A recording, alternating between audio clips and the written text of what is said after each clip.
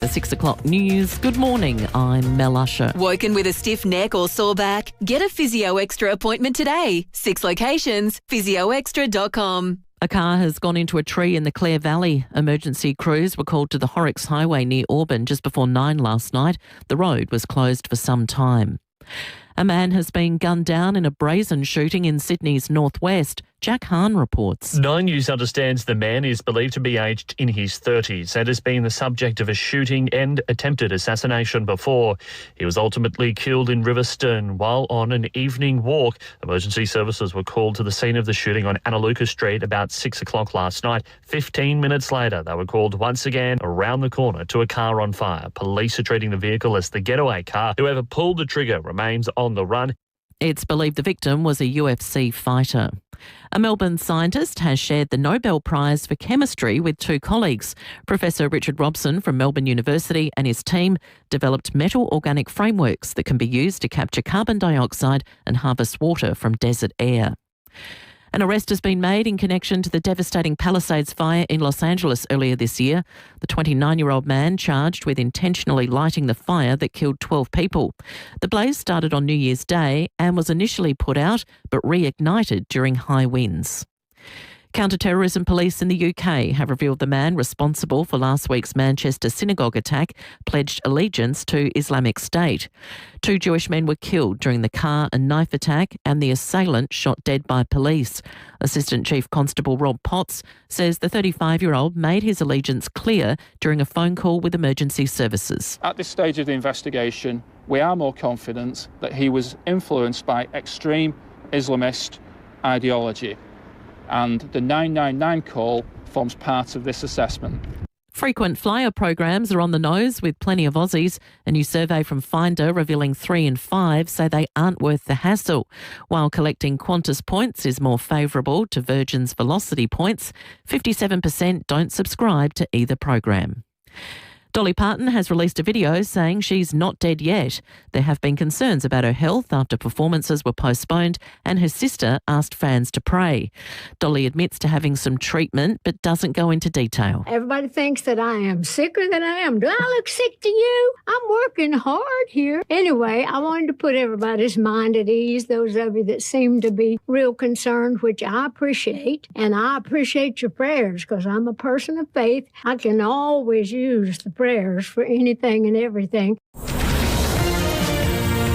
Now turning to 5AA Sport. Agostino Mitsubishi's is overstocked with demos that must be cleared. Upgrade your vehicle today. Nailsworth and Mawson Lakes. And it's good morning to Tom Wren. And to you as well, Mel. We'll start with footy. Port Adelaide Vice-Captain Zach Butters has been spotted in Melbourne training with an old coach who now works at Carlton.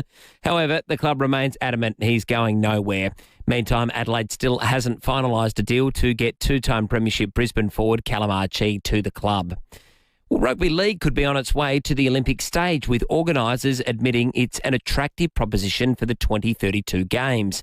Kendall Gilding reports. With the NRL's thrilling decider pulling a record 6.9 million viewers, rugby league's case for Olympic inclusion has picked up serious momentum. NRL heavyweights met with Olympic organisers back in June to explore adding a version of the game to the Brisbane 2032 schedule.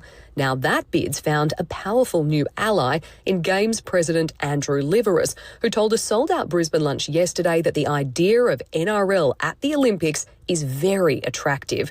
Rugby league is played in around 70 countries, with about 20 having established national competitions.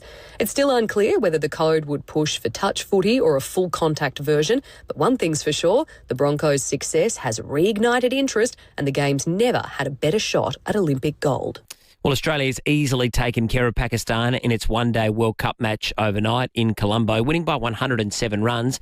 Beth Mooney, the star, with 109 in a low-scoring game. Australia smashed South Africa 67-40 to claim a staggering 48th win over the Proteas. The 2 netball countries will meet again here in Adelaide on Sunday. And 2 games in the NBL overnight. The New Zealand Breakers smashing the Illawarra Hawks by 29 points, while Melbourne United took care of the Sydney Kings by 14 points. And that's the 5AA Sport. Now the 5AA forecast. Don't miss the Built Here, Backed Here RV Expo this weekend at 130 West Beach Road, West Beach. Heading for a top of 20 today, a shower or two tomorrow, 21, the same on Saturday, 20, 19 on Sunday. Right now it's 13 degrees on 5AA, always Adelaide. Hi, I'm Lynn Andrews. For over 50 years, the Lynn Andrews team have made it easy for landlords to manage residential and commercial property. From single homes to multiple commercial holdings, our passion for property investment means we have a great deal of knowledge. How to do it safely and properly, matching the right tenant with the right property every time. We're here to help you. Visit lynandrews.com.au. When it comes to reducing pain and rebuilding strength, FIVEAA leaves nothing to chance. Our university-qualified health professionals don't just treat problem areas. They design personalised training programs using Swiss-engineered machines unique to FIVEAA. These machines safely isolate the affected area, test your strength, and help rebuild your muscles for a stronger, more active and healthier life. FIVEAA, building strength with precision in Norwood. Get ready for South Australia's biggest charity car and bike show, Horsepower for Hope. Saturday, October 11, the South Australian produce markets at Paraka will come alive with muscle cars, bikes, trucks, food, live music and family fun. It's not just a car show, it's a day out with free kids entertainment. Presented by the Muscle Car Collectors Club, every ticket helps the Little Heroes Foundation support kids living with serious illness right here in SA. Horsepower for Hope, October 11. Find out more at littleheroesfoundation.com.au. Hi, Brett Ebert here for Mawson Lakes Mazda. There's a lot to like about Mawson Lakes Mazda. They'll take care of you with next day servicing, complimentary loan car, vacuum and wash. And your breakfast or lunch is on them. Your car gets the love too with their state-of-the-art service centre, brimming with top-trained mechanics. At Mawson Lakes Mazda, they'll look after your car and look after you. Mawson Lakes Mazda, just a short drive from the city. Imagine it's a beautiful sunny day. You're standing on a garden of lush green turf. You've got your shoes off so you can feel that grass between your toes.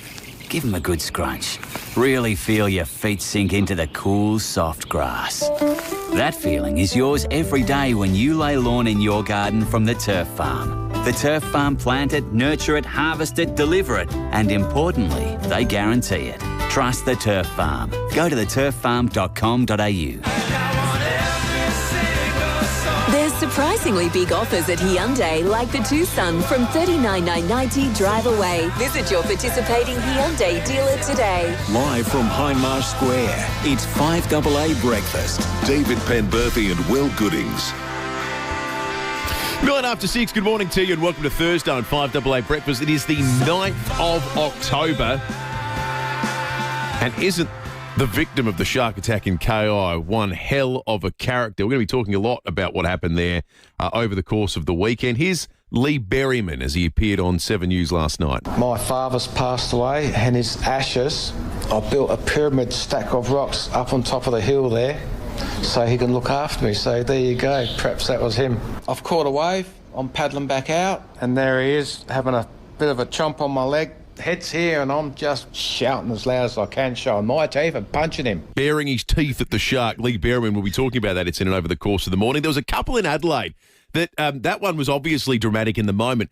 The Rex Airlines flight that we broke the news on because we had someone at the airport who sent us the picture of it was explained to us in very mild tones as, there's a minor malfunction and they stopped the plane, everyone got off, it was all good. Well, the people on board had cameras and those cameras captured pictures of flames coming out of the engine. We're going to be chatting with someone on board after 6:30 today about what that experience was like. I imagine it was probably pretty harrowing.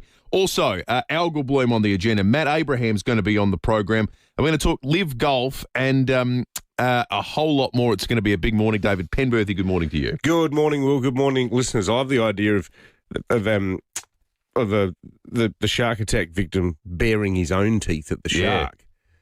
It's like fighting fire with fire. Although there's a certain logic to it. I mean, apparently, and I know this not from any first-hand experience with grizzly bears, but in the program alone, when they said it in Canada, when a bear comes at you, hey bear, Yeah, and make yourself big. Hey, bear! Apparently it scares the bear off. Unless it's the bear and cocaine bear, which is unstoppable. Have you seen that? No, I haven't. That one doesn't cross my radar. I accidentally bought it on Apple TV. Accidentally bought it. Well, I think it was about 11:15 on a Friday night. I'll give the old cocaine bear a bit of a whirl. Funny thing, Kay, I sat on the remote and it's bought cocaine bear. Yeah, so I guess that's our night. It's become this running joke at home with the young boys. They keep going, Dad, when can we watch Cocaine Bear? But not until you're at least 16. Yes, yeah, that sounds reasonable. Maybe older. Hey, maybe never. We like this concept that's come to us by way of the federal politics ideas man, Bob Catter. Have a listen. Prime Minister, season's over. 1,000 North Queensland Rugby League players are bored, and you know PM, an idle mind, is the devil's workshop. In some of the last jungles left on Earth, 3 million pigs are destroying our fauna and flora. Please give the boys back their rifles and licensed, I emphasise, licensed access to national parks. Prime Minister, you'll rescue the now doomed cassowary and the North Queensland turtle. Give the boys back their air rifles. You may even eliminate some of the 2,000 million toads in North Queensland. Prime Minister, too late for the Rabbitohs. Sorry. And don't worry about the pests in this place. Please would you worry about the pests in North Queensland? So Bob Catter's plan is to arm NRL players in their off-season to try and combat pestilence in far north Queensland. Well, there's two compelling. Well, there's one very compelling element to that suggestion. No NRL player has ever done anything wrong, so why not give them firearms? Can't think of a more responsible cohort in Australia. First the bubbler, now this. It's got us thinking, though, for the James Blunt tickets this morning. We here in South Australia have two things like far north Queensland. That is the idle hands of Australian rules footballers who are in the off-season and problems. So what problem should we have our off-season Australian rules footballers in South Australia empowered to deal with? What should we task them with? NRL players killing feral pigs in far north Queensland? What? The hundreds of AFL players that have nothing to do this off-season, what should they be tasked with? Which South Australian problem could we get them to fix? 8223 0000. It could be you going along to see James Blunt. How good is Bob Catter's turn of phrase, though? Like, that line, idle hands of the devil's workshop. He's like some sort of 19th century preacher, isn't he? Let there be 1,000 blossoms bloom, as far as I'm concerned. But I ain't spending any time on it because, in the meantime, every 3 months, a person is torn to pieces by a crocodile in North Queensland. Yeah, that is so funny. One of those the great turns of phrase in modern Australia, I think. My wife, I'll only say this now because she'll be asleep and she won't hear me say it. She told me this story. She just was crying with laughter, but also a bit embarrassed too. When she was still in politics years ago, one day at Parliament House, she was going up the lift. There's only 2 stories in Parliament House, so she was on the ground floor going up. The lift stopped on level 1 and it opened. Bob Catter got in and he just looked at her and he goes, "My God, you're beautiful." And goes, "Oh, thank you, Bob." And he goes, "I mean, no, seriously, there's so many ugly people in this building and you're not one of them." And he was just ranting at her. But there were other people in the lift as well. He's apparently just notorious. He just barrels up to people and starts all these random conversations. He used no filter. Bob Catter has no filter. I got to say, I find him eminently likeable and real. Well, he's certainly real. There's nothing confected or fake about it. His constituents find him likeable. Doesn't he win with like a 75%? Yeah, I don't think they ever bother counting the preferences in that part of Australia. Yeah. 8223 0000 is the number. If you want to get along to James Blunt, you need to tell us what South Australian problem can be fixed by tasking our off-season Australian rules footballers with. I've got one.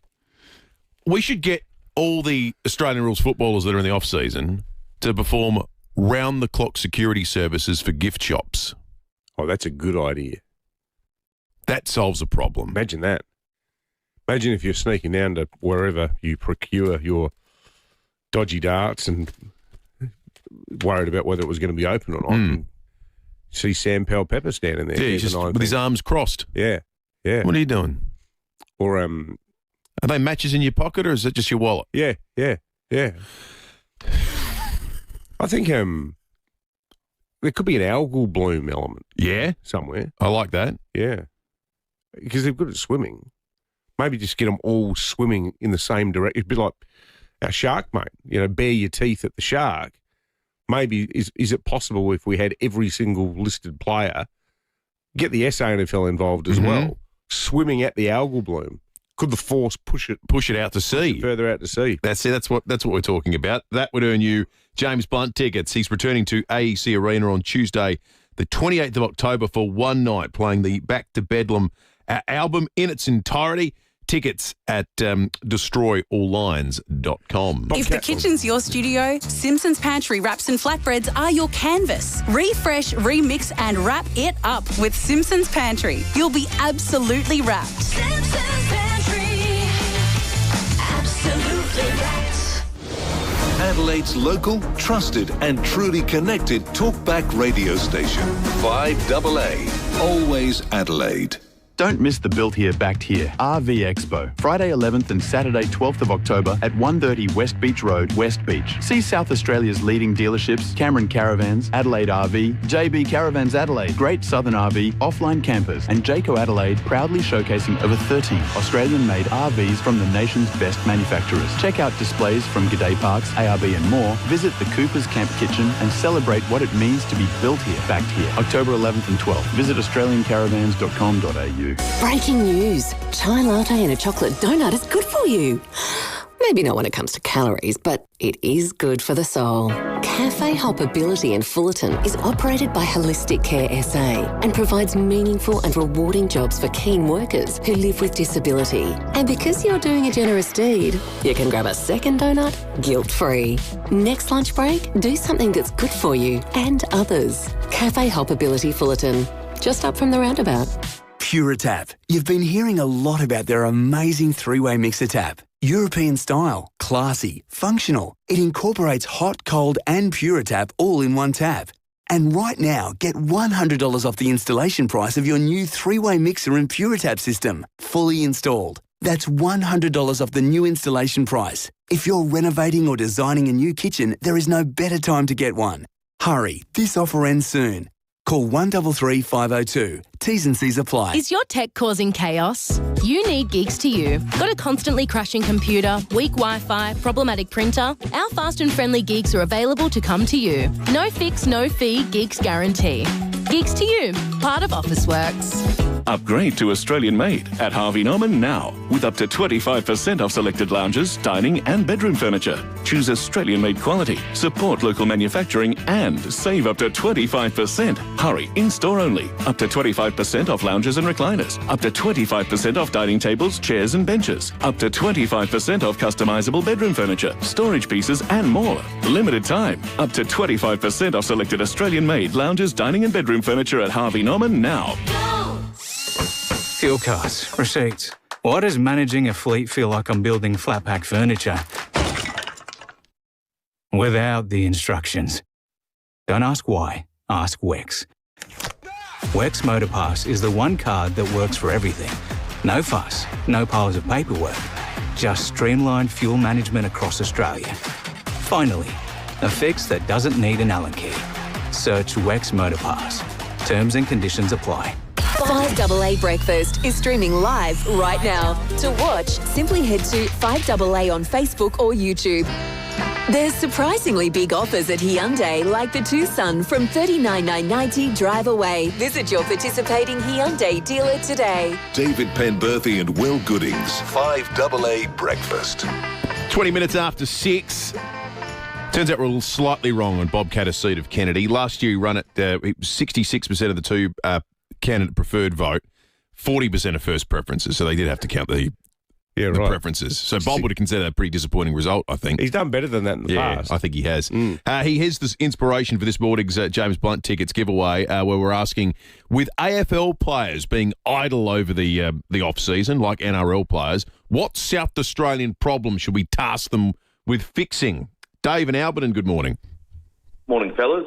We could use Dan Andrews as an intermediate and return the tunnel digger back to China, and the boys could dig the tunnel holes. We need a fair few holes dug, so perfect now you're pre-season. talking. Good way to stay in shape. Bit of manual labour. Bit like working on the railroads. We need to spend millions of dollars on a Chinese machine. Like in We've got Blazing Saddles. Footballers with shovels from Bunnings. That's right. Probably also made in China.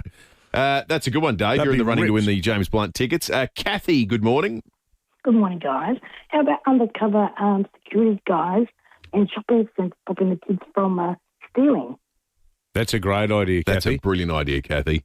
Imagine that. Cracking down on petty crime. Stuffed a couple of Nike sweatbands down your into your pants and grabbed some Air Jordans at Rebel Sport in the mall, and next thing you know, Riley O'Brien's got his hand on your shoulder. Yeah, that's right, exactly. Or Mark King's just laying into you. Any Irish brogue. Yeah. Nice try. What do you think you're doing? Can I come mess with us here in the mall? We'll get about you. Keep them coming in, folks. 8223 is the number you can text us on. Perfume ponds. The police home care text line 044808 1395. Inspired by Bobcatters call on NRL players to shoot feral pigs in Queensland. Off-season AFL players should be solving what problem in South Australia? Imagine though if you were doing that, and who's the annoying bloke from Texas who plays for Collingwood? Mason Cox. Imagine if Mason Cox was one of them. You'd fight back, wouldn't you? You'd try to knock his glasses off. Yeah, but he'd have open carry, Mace. Oh, that's true. He might pop a cap in your ass, as they say in America. Exactly right. Second Amendment. He'd be armed up to the teeth. It's his cache of weapons, all of them legal in his home state. I tell you what, big story in our home state that is making news in the United States and around the world was a shark attack on Kangaroo Island, not the least of which because Lee Berryman, one, survived, but two, survived in pretty heroic fashion. In his own words that we played a short time ago, bore his teeth at the shark and started yelling at it, punching it in the back of the head. There was a doctor with him, a friend. It turns out it was the doctor who drove him to hospital, but was sort of with him saying, mate, we've got to catch this next wave. We need to get you in. It's a remarkable story. But there are a lot of questions that come out of it. You, David, yesterday made the point, this shark was clearly chasing a seal in the vision that we've seen. It was the black wetsuit a bit to blame for a case of mistaken identity. And at the same time, we've got these new Flinders University wetsuits that are considered, or at least on the path to being shark-proof. We're going to talk about all these things with Anton Covino, the founding director of Shark Watch SA. Anton, good morning to you. Thanks for having me. It's amazing footage, isn't it, Anton? Yeah, absolutely. And also, I was only saying yesterday that I'm glad the footage got released. It actually is a real telling piece of footage that reveals what happens a lot of the time. This situation quite remarkable, and obviously quite different with the seal using the Lee as a decoy. Very conniving seal, but obviously trying to frantically save its life at the same time. Yeah. So do you reckon that's what the seal worked out? There's a surfer here, so I'll get the other side of the surfer, and hopefully the shark will get confused and think that Lee's the seal. I mean, it's something that's definitely a feasible explanation, but obviously I have no idea what was going through the seal's mind at the time. But you'd imagine that seals are exposed to surfers quite often, especially down there on KI. So, I mean, to try and be agile and get out of these circumstances. I mean, we saw down at Port Hughes earlier in the year, if you caught the drone footage of the white chasing the seal around at Port Vincent, you can just see how agile these seals are, and you can tell that from a young age they're obviously learn to escape from these whites. You follow developments in the shark space obviously closely, Anton. What's your view, or what are you being told or reading about the Flinders University development with regard to wetsuits that might be shark-proof? Oh, it's a major development, and it's definitely one that would, if you look back on the history of shark attacks on Kangaroo Island, you actually see that remarkably all of those victims that have been mentioned in the media that have been reported on have actually walked away from the incident with cuts and deep lacerations. So, in regards to the wetsuits, because they would prevent a lot of these lacerations that would lead to the major bleeding through the cuts in major arteries, having that in place, it's really great for mouthing incidents, what's known as mouthing incidents, when the shark has no hands and it fills with its mouth. There's obviously a lot of sensors on its mouth, and so providing the shark is very explorative and is just mouthing the victim, it obviously is going to prevent. You'd think it would prevent the deep lacerations from taking place, and it would be a lot less severe, a lot of these injuries. Good stuff. Anton Covino, the founding director of Shark Watch SA. I tell you what, if I ever go surfing, and I never will, but if I did, I'd go to Rip Curl or whatever local surf vendor and say, have you got any wetsuits that are covered in rainbow flags and stars and smiley faces and are pink and yellow and blue and green? Why are they black? I mean, seals are black. Why are the wetsuits black? Why do they have to be black? Yeah, it's a good point. Let's take Rob in Clearview before we talk sport with Tom Wren, who's in the 5AA Breakfast studio with us. Rob, you've got a suggestion for how to make best use of the idle hands of AFL players in the off-season here in SA. I do, gentlemen, but firstly, don't swim in my bath and I won't swim in your ocean. That's how you avoid shark attacks. Good. I want to live by. Yeah. And for the AFL players, increasingly, because we're looking like getting COP, I would have them as COP ambassadors. They can just escort people all over the city of Adelaide. Yeah, they could drive around Leonardo DiCaprio and, you know... Or the president of Turkey's wife could hang out with Rory Laird for the whole week. I think that'd be excellent. I was in Adelaide. Driving tall cars. I spent 4 days with Lairdy. He was wonderful. You can just imagine the feedback that they get on their return to Europe and the UN, New York. It'd be wonderful, wouldn't it? Oh, my goodness. I think Rob's in prime position for the James Blunt tickets this morning. 822 300 keep them coming through. Police Home Care text line 0480 1395. Do you think James might ever ask the question, how are they giving away my tickets on radio? Yeah, I don't know. He might have written a tweet about it. He's prolific on Twitter. He'd be a big 5AA guy. I would imagine. Even though we don't play any music. 13.2 degrees outside of the city at the moment, heading for a top of 20 and potentially 2 millimetres of rain today. Tom Wren's in the 5AA Breakfast studio as we turn our attention to sport on this Thursday morning. Agostino Mitsubishi overstocked with demos that must be cleared. Upgrade your vehicle today.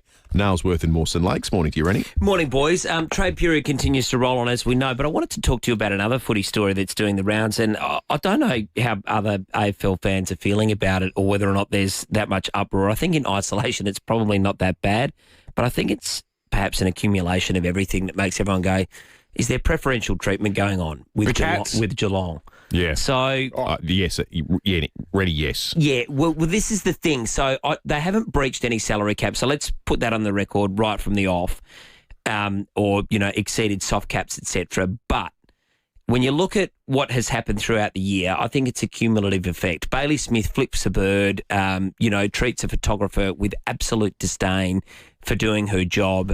Chris Scott is involved in an altercation with a journalist, someone who's attended a press conference. Nothing happens. Now, let's just compare it to our own backyard. Ken Hinkley gets 20 grand for doing an aeroplane signal. The Crows have been time and again told, oh, sorry, we got that one wrong, cost you a game of footy. Bad luck, move on.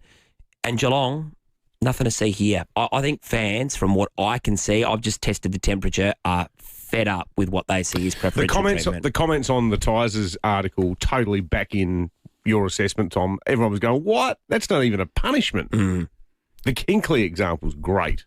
Not breaking the salary cap. That's intriguing.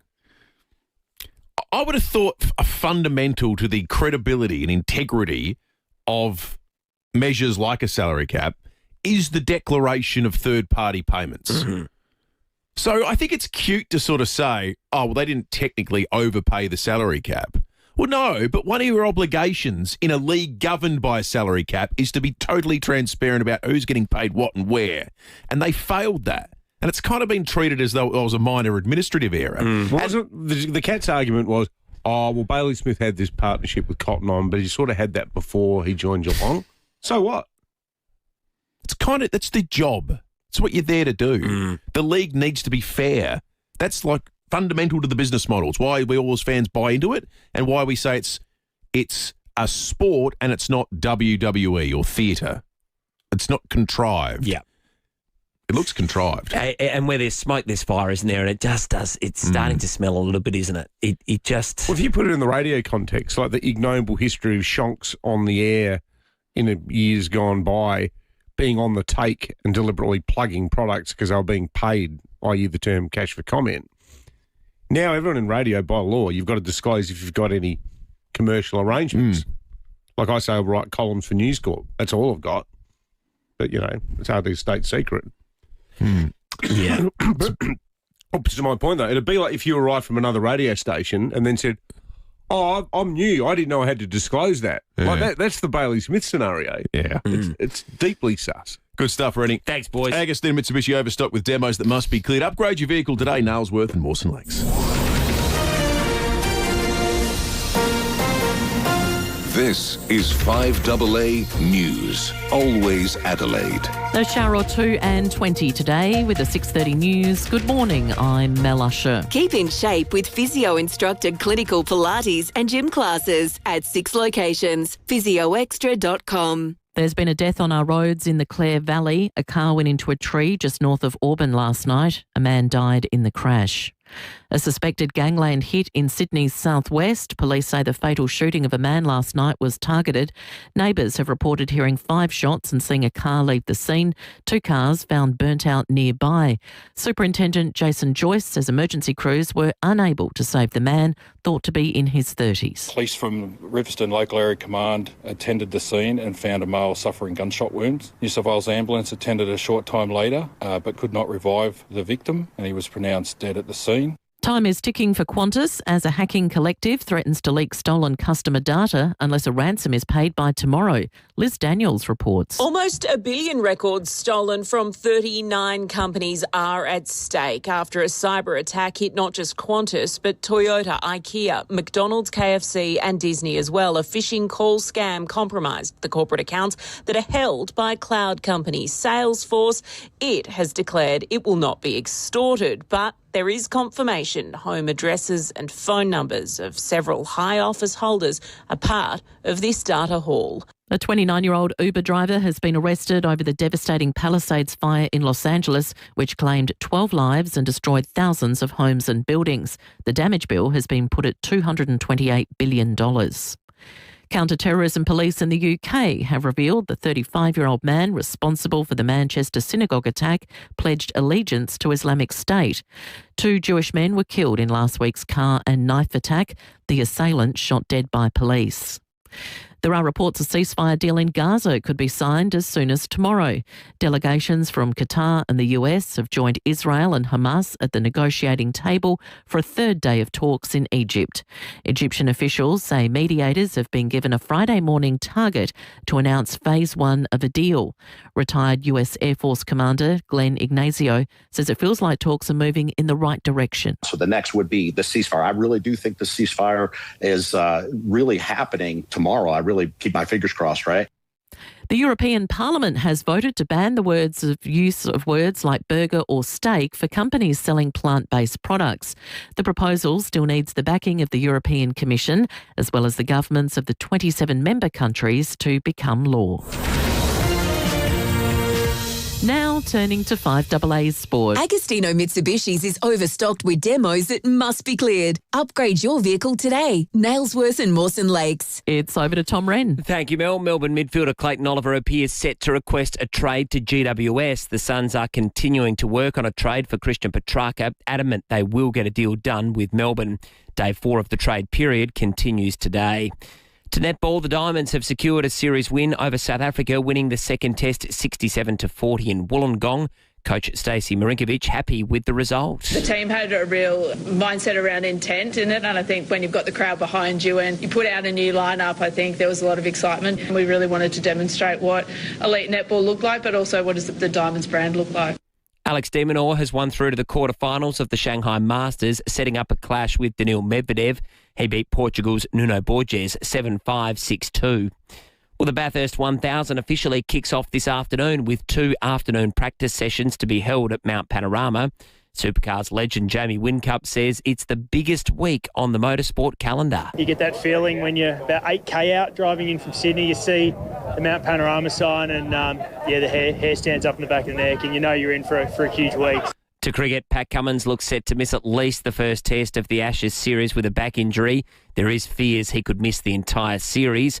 And Australia's women have maintained their unbeaten start to the Women's ODI World Cup after taking care of Pakistan by 107 runs in Colombo. And that's the 5AA Sport. Now the 5AA forecast. Don't miss the Built Here, Backed Here RV Expo this weekend at 130 West Beach Road, West Beach. A shower or two and 20 for your Thursday, the same tomorrow 21, the same on Saturday and 20, 19 on Sunday. Right now it's 13 degrees on 5AA, always Adelaide. There's surprisingly big offers at Hyundai, like the Tucson from $39,990 drive away. Visit your participating Hyundai dealer today. David Penberthy and Will Goodings, 5AA Breakfast. Prime Minister, season's over. 1,000 North Queensland Rugby League players are bored, and you know PM, an idle mind, is the devil's workshop. In some of the last jungles left on Earth, 3 million pigs are destroying our fauna and flora. Please give the boys back their rifles and licensed, I emphasise, licensed access to national parks. Prime Minister, you'll rescue the now doomed cassowary and the North Queensland turtle. Give the boys back their air rifles. You may even eliminate some of the 2,000 million toads in North Queensland. Prime Minister, too late for the rabbitohs. Sorry. And don't worry about the pests in this place. Please would you worry about the pests in North Queensland? Well, that's Bob Catter, the member for Kennedy in far North Queensland, with an idea that we think we could apply here in South Australia with AFL players hitting the off-season. What local South Australian problem should they be tasked with fixing? If you've got a good idea, you could win yourself tickets to see James Blunt playing in Adelaide on the 28th of October for one incredible night. Tickets at destroyallions.com. Chris in Nova Gardens has got an idea. Morning to you, Chris. G'day, fellas. How you going? Good, thank you, Chris. I just reckon the players could actually look after the patients on the hospital ramps and free up the ambos to get back on the road and do the job they should be doing.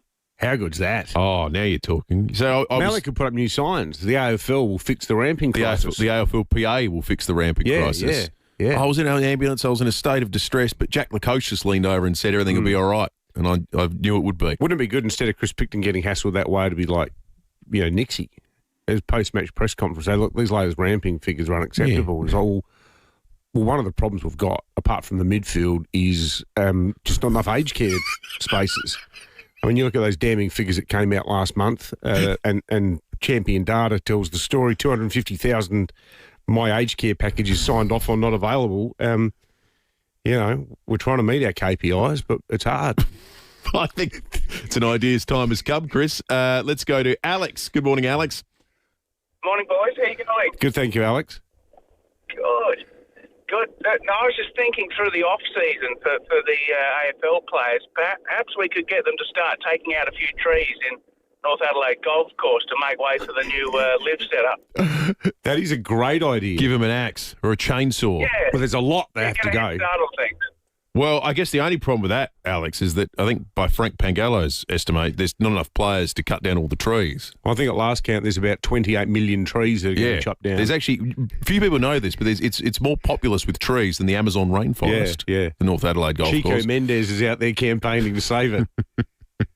Let's go. Stop the logging in North Adelaide. Let's go. Thank you for that, Alex. Let's go to Sam in Theberton. Morning, Sam. Good morning, guys. If we had to add up all the players of the AFL teams, how many would we have? How many on a list? 50? Oh, so you got 18 times 40 odd. Yep. So, all right. Don't ask us to work that out. Don't ask Dave. Or me. And what we'll do, we give all the players, all the AFL players, a jet ski and get them to run up and down the coast, and that'll solve the problem. And then people could go down to the beach, because if they don't solve the problem, no one's going to go down to the beach this year. And break up the algal bloom by having 1,000 AFL footballers water skiing at the same time. Yeah. the churn. So crazy, it might just work. Thank you, Sam. Maddie in Manopara, good morning. Morning. Well, mine's along the similar idea, but you don't need the jet skis. They already recover in the sea by wading in just their shorts. To get them to whack their hands around and just agitate the water, which will air. That's great. It's a good point. Everyone does their recovery, but just as opposed to standing with your arms crossed because it's a bit chilly, just sort of gesture in the water a little bit. Give it a splash. Windmill gestures. Carlos in Edmund Valley, good morning. Morning, lads. Instead of the AFL players, I reckon we bring the NRL players down here to stand up a anti-woke task force and bring back a bit of hard football. I'm with you, mate. Yeah. Well, that NRL Grand Final, that was like the game from an era that time forgot. I'll tell you what, I think any medical specialist watching that game would have been thinking maybe the way to make rugby league safe is to ban it. There's some sickening knocks. And look, picking up on this aged care ramping theme and the overlap with the off-season AFL players, Tiff in Fitzroy makes a good point. Given the issues with getting funding for aged care, can we put the AFL players on a roster to help the elderly with chores around the house? Personally, I'd like to see Connor Rosie in an apron dusting the Royal Dalton. What about that? That's a great idea. Tiffany, that is genius. Keep them coming in, 0480 08 1395 or 8223 0000. It could be you getting along to see James Blunt at the end of this month. Yesterday, Rex flight ZL4818 was about to take off from Adelaide, heading for Broken Hill at about this time. In fact, it was at 7 a.m. When on board the cockpit, a fault indicator detected there was a problem with one of the engines. They shut it down, but the unburnt fuel caught fire and created quite a dramatic scene. We got sent a picture to us from someone who was very close to the action yesterday, and we made an inquiry with the airport, and they said, it was just a minor thing. Everyone got off and it was all okay. We got sold a pup on air. Completely sold a pup. When the photos came through, I was going, hang on, we talked about that on air this morning like it was nothing. Well, Dave Healy, it wasn't nothing for Dave. Dave was on board the flight yesterday and joins us on 5AA Breakfast now. Morning to you, Dave. Morning, how are you? We're good, thank you, Dave. So as a passenger on that flight, what did you actually see? It was a smell first. As it was accelerating down the runway to take off, I could smell oil burning or something along those lines. And it wasn't until the plane suddenly started coming to a very quick halt that the flames started to appear on the engine to the left. And as soon as I saw the flames, I mean, it was like a ball of fire coming out of there. So initially I thought, what happens next? Does the plane explode? Does it catch fire onto the cabin? But thankfully, as the plane came to a stop and he shut the engine down, the flames quickly retarded, which was, calming to see, thankfully. Yeah. But so was it actually getting ready for takeoff when it caught fire? I reckon by the time the plane started to slow down, we would have been 1 or 2 seconds away from liftoff. So it was at full speed down the runway when this happened. So when the pilot was braking, did you feel like was it quite a bracing sensation? Could you feel that he was really, foot to the floor to try to pull the plane up? Yeah, well, as you know, if you fly a bit, that doesn't happen very often. So when it brakes from full speed, you know something's wrong, and it does. It really does shock you. You think, what's going on here? Plus the smell, and then the flames compounding it. It was quite a sensation. Yeah, it was certainly quite nerve-wracking. Dave, was it such an emergency situation that they had to get you off the plane in an urgent fashion, or did you get to wait for some stairs to arrive and so forth? It certainly wasn't urgent. The plane came to a stop. Everyone was yelling fire, fire, fire, just in case they weren't, they didn't know that it was actually on fire. Maybe they just detected something was wrong, but didn't know there was a ball of flame outside.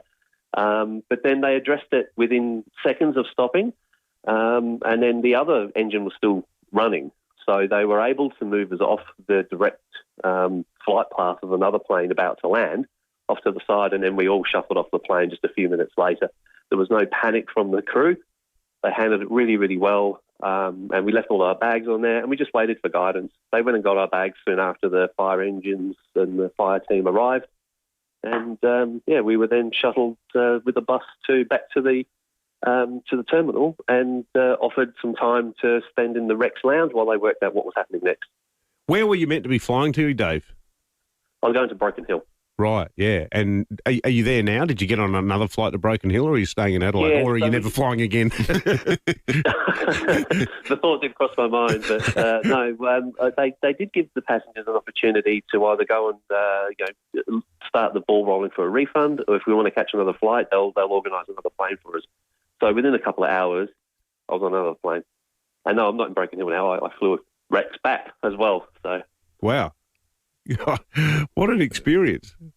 It was. But how many people were on the plane? How many people roughly were on the plane, Dave? I reckon there was probably about 15, 16, maybe 17 people. Wow! But on the flights that they put on for us, there was probably only maybe 8. So a good half of the people decided to not catch the flight again. Yeah, totally understandable. Driving. Absolutely. A remarkable story, well told, and we're glad it has a happy ending, Dave. Thanks for joining us this morning. It We did really have a happy appreciate ending. it. Yeah. No worries at all. Thanks. Good on you, Dave. Dave Healy, who was on board watching a ball of flame, in his words, appear from an engine, the left engine on that plane, as it was seconds away from actually lifting off. It had already been... it was going incredibly quickly on the ground. So my question is, who was the world's best practice master of understatement we spoke to yesterday about what happened with this flight? Because it was like, there was a minor incident where we the should dig plane out where was achieved this ignition seconds from potentially taking off, but nothing to worry about. Can we get the statement that we got sent yesterday about that?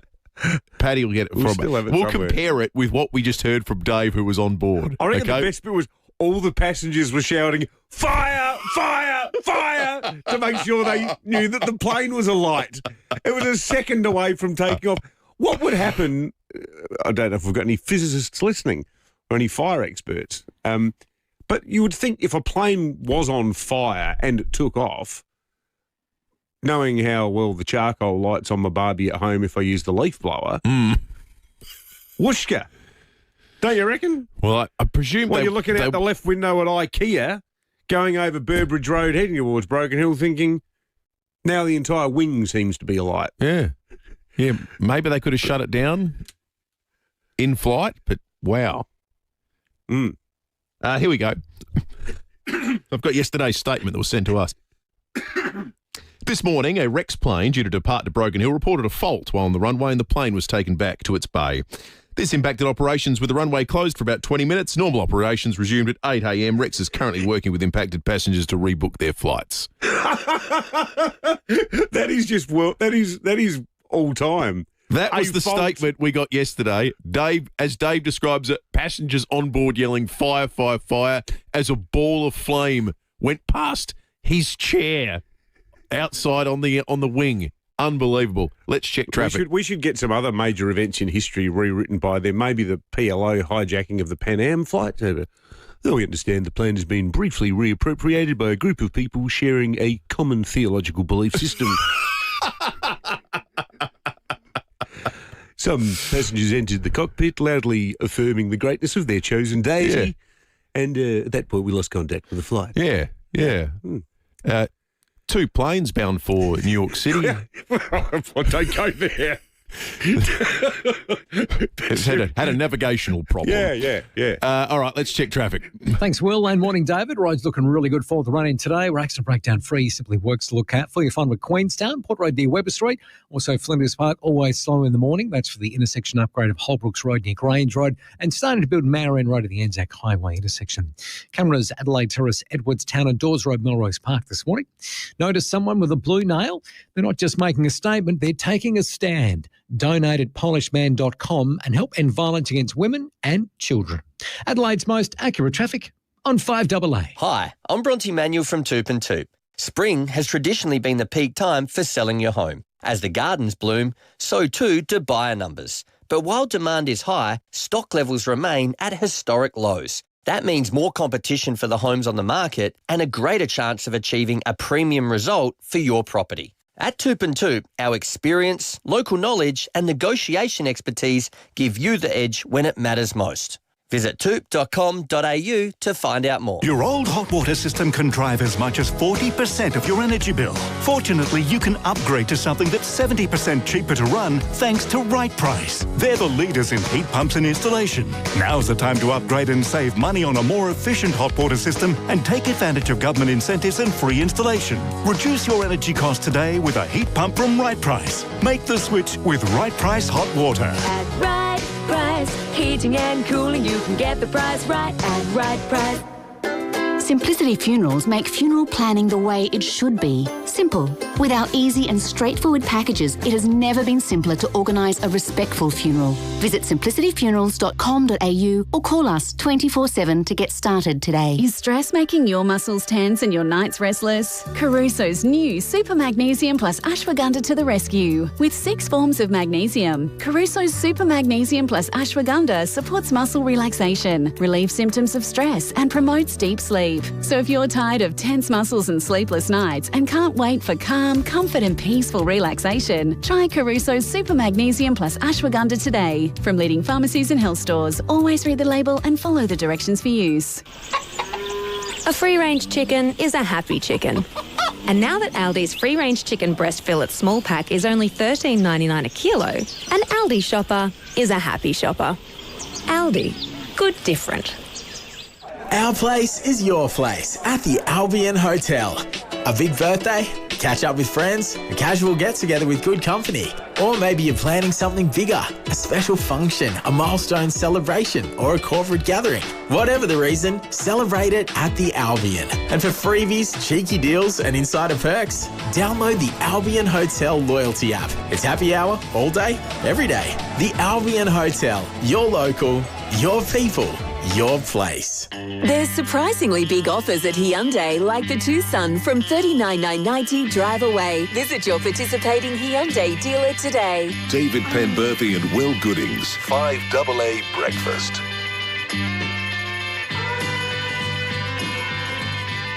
Eight minutes to 7. Let's check in with the Weather Bureau. Chris Kent is on duty this morning. Morning to you, Chris. Morning, how you going? Yeah, we're good, mate. How's Thursday looking? Yeah, we've got some partly cloudy conditions on the cards for Adelaide today. Maybe a chance of a shower or two. There is a few showers coming across the Gulf as we speak. We did see around a millimetre about the Mount Lofty Ranges last night as the cold front moved through. Probably not expecting really much more than that. Over the course of today, those showers still continuing through Friday and over the weekend before we start seeing conditions clearing up early next week. So maximum today, 20 degrees in the city, Elizabeth and Glenelg, 19 down at Noarlunga, and up in the hills, Mount Barker, 18, guys. Good on you, Chris. Thank you. Let's head to SAPOL. Sergeant Peter Williams joins us. Peter, there was a fatal crash in the mid-north overnight. Yeah, good morning, guys. Just after 8:30 last night, police and emergency services were called to the Horrocks Highway following reports of a silver Ford sedan having collided with a roadside barrier before colliding with a tree. Sadly, the driver and the sole occupant, a 31-year-old man from Auburn, died at the scene. Major crash investigators did attend, and they've commenced the investigation into the circumstances of the crash. The highway was closed for several hours but did reopen just before 4:30, and we're asking anyone who might have been in the area, have dash cam, or may have seen and hasn't spoken to police yet to contact Crime Stoppers on 1800 333 000. The man's death is the 68th life lost on South Australian roads this year. Sad news. And Pete, also, a woman has been caught robbing a bottle shop in Noarlunga. Well, she hasn't been caught yet. She's been caught by security on the night, but she managed to get away, so we'll catch her next. Don't worry about that. But just before 9 o'clock, right on lock-up time, the woman entered the store on Goldsmith Drive at Noarlunga Centre, where she was approached by staff and pulled out a knife, pointed in their direction, grabbed some bottles, tucked them out under the jacket, and decided to take off out the store. So the woman is still wanted by police. She's described as Aboriginal appearance, wearing a white baseball cap, black puffer jacket and hood, black track pants and Converse sneakers. Again, if anyone was in the area, in and around that Goldsmith Drive and saw this woman, may have seen where she headed off to or a vehicle she may have got into, just contact Crime Stoppers on 1800 333 000. Sure, you'll catch it. Sapole pretty much always does. Good on you, Pete. Sergeant Pete Williams there from Sapole. All right, let's head over to Kangaroo Island. Lauren Rose has been reporting on this the shark attack that took place in Destries Bay. She was reporting live from there for us last night. In fact, there's been in Kingscote as well. We played a little bit of Lee Berryman earlier, the shark attack victim. Have a listen. My father's passed away, and his ashes, I built a pyramid stack of rocks up on top of the hill there so he can look after me. So there you go. Perhaps that was him. I've caught a wave. I'm paddling back out, and there he is, having a bit of a chomp on my leg. Head's here, and I'm just shouting as loud as I can, showing my teeth and punching him. Lauren Rose from 7 News joining us now. Lauren, he sounds like quite a character, Lee. Was he in pretty good spirits? Yeah, he's certainly counting his blessings. He knows how lucky he is. He thought that attack, he thought that shark was going to kill him on Tuesday, no doubt about it. We're actually just at the Kingscote Hospital this morning waiting for him to come out and make an appearance on Breakfast TV. He's the talk of the town. He was already famous on the island before Tuesday. Everybody knows him. Everybody loves him. Just standing outside the hospital with him yesterday, people were just coming up. Lee, so happy you're okay. Lee, we're so happy you're okay. Has he said whether he's going to get back on the board, Lauren, or is he going to have a bit of a spell? He hasn't ruled out getting back in the water, but I don't think it'll be at that same beach. But he does really respect the ocean. He respects that it's the shark habitat. He's not, proposing anything crazy. He's not suggesting people don't go back in the water, but what he would say is that just make sure you have someone with you, because indeed he went out surfing with a retired doctor who, by the sounds of it, stayed cool, calm and collected and helped him make a tourniquet out of his wetsuit to stem the bleeding from all these teeth wounds he had in his upper thigh, and he certainly had all the right people around him on Tuesday afternoon. Yeah, taking a doctor with you in a body of water where a shark. In hindsight, that was 3 days earlier. It was well planned, wasn't it? Yeah. It was a very, very good move. All right, thank you for that, Lauren. Lauren Rose over on Kangaroo Island, reporting live from Kingscote Hospital, where Lee Berryman obviously had to undergo emergency surgery, but he sounds like he's taking it all in his stride. I reckon there's things you do as a kid that now I just think back, no way would I do that. And sometimes I think, well, how did my parents let me do it? We used to swim way out, me and my cousin at Port Wollonga, and we go past this drop-off, out super deep, and just take snorkels and face masks, no flippers. And we'd swim miles out and then we'd duck dive down to this bit where it just dropped off into this blackness. And you think about how many great whites are in that neck of the woods. Like, if my kids were doing that, I'd say, come on, kids, let's just, let's go kayaking instead. Or it is remarkable. A guy from uni, when I was there, actually died from the diving club. He died in that exact spot. From a shark attack? Yeah, Port Wollonga. Oh, wow. Yeah, it was just terrible.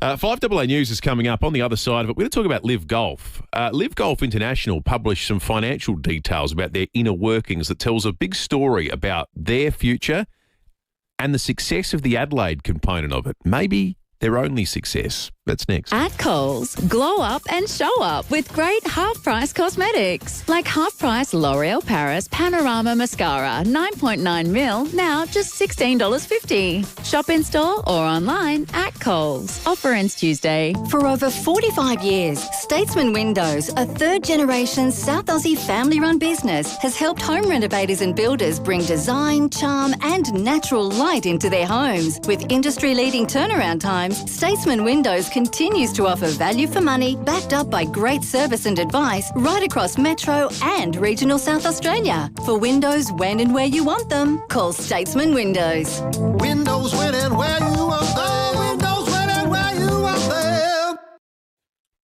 Now, if your air conditioner is more than 15 years old, it's probably running without an inverter. That means it switches on and off constantly, using more power than it should and driving up your power bill. REQ Refrigeration and Energy Solutions can replace it with a modern, energy-efficient system from trusted brands like Mitsubishi Electric. These newer units adjust power based on your needs, running more smoothly and using far less energy. So when you choose REQ air conditioning, you're not just getting a better system, you're getting expert advice.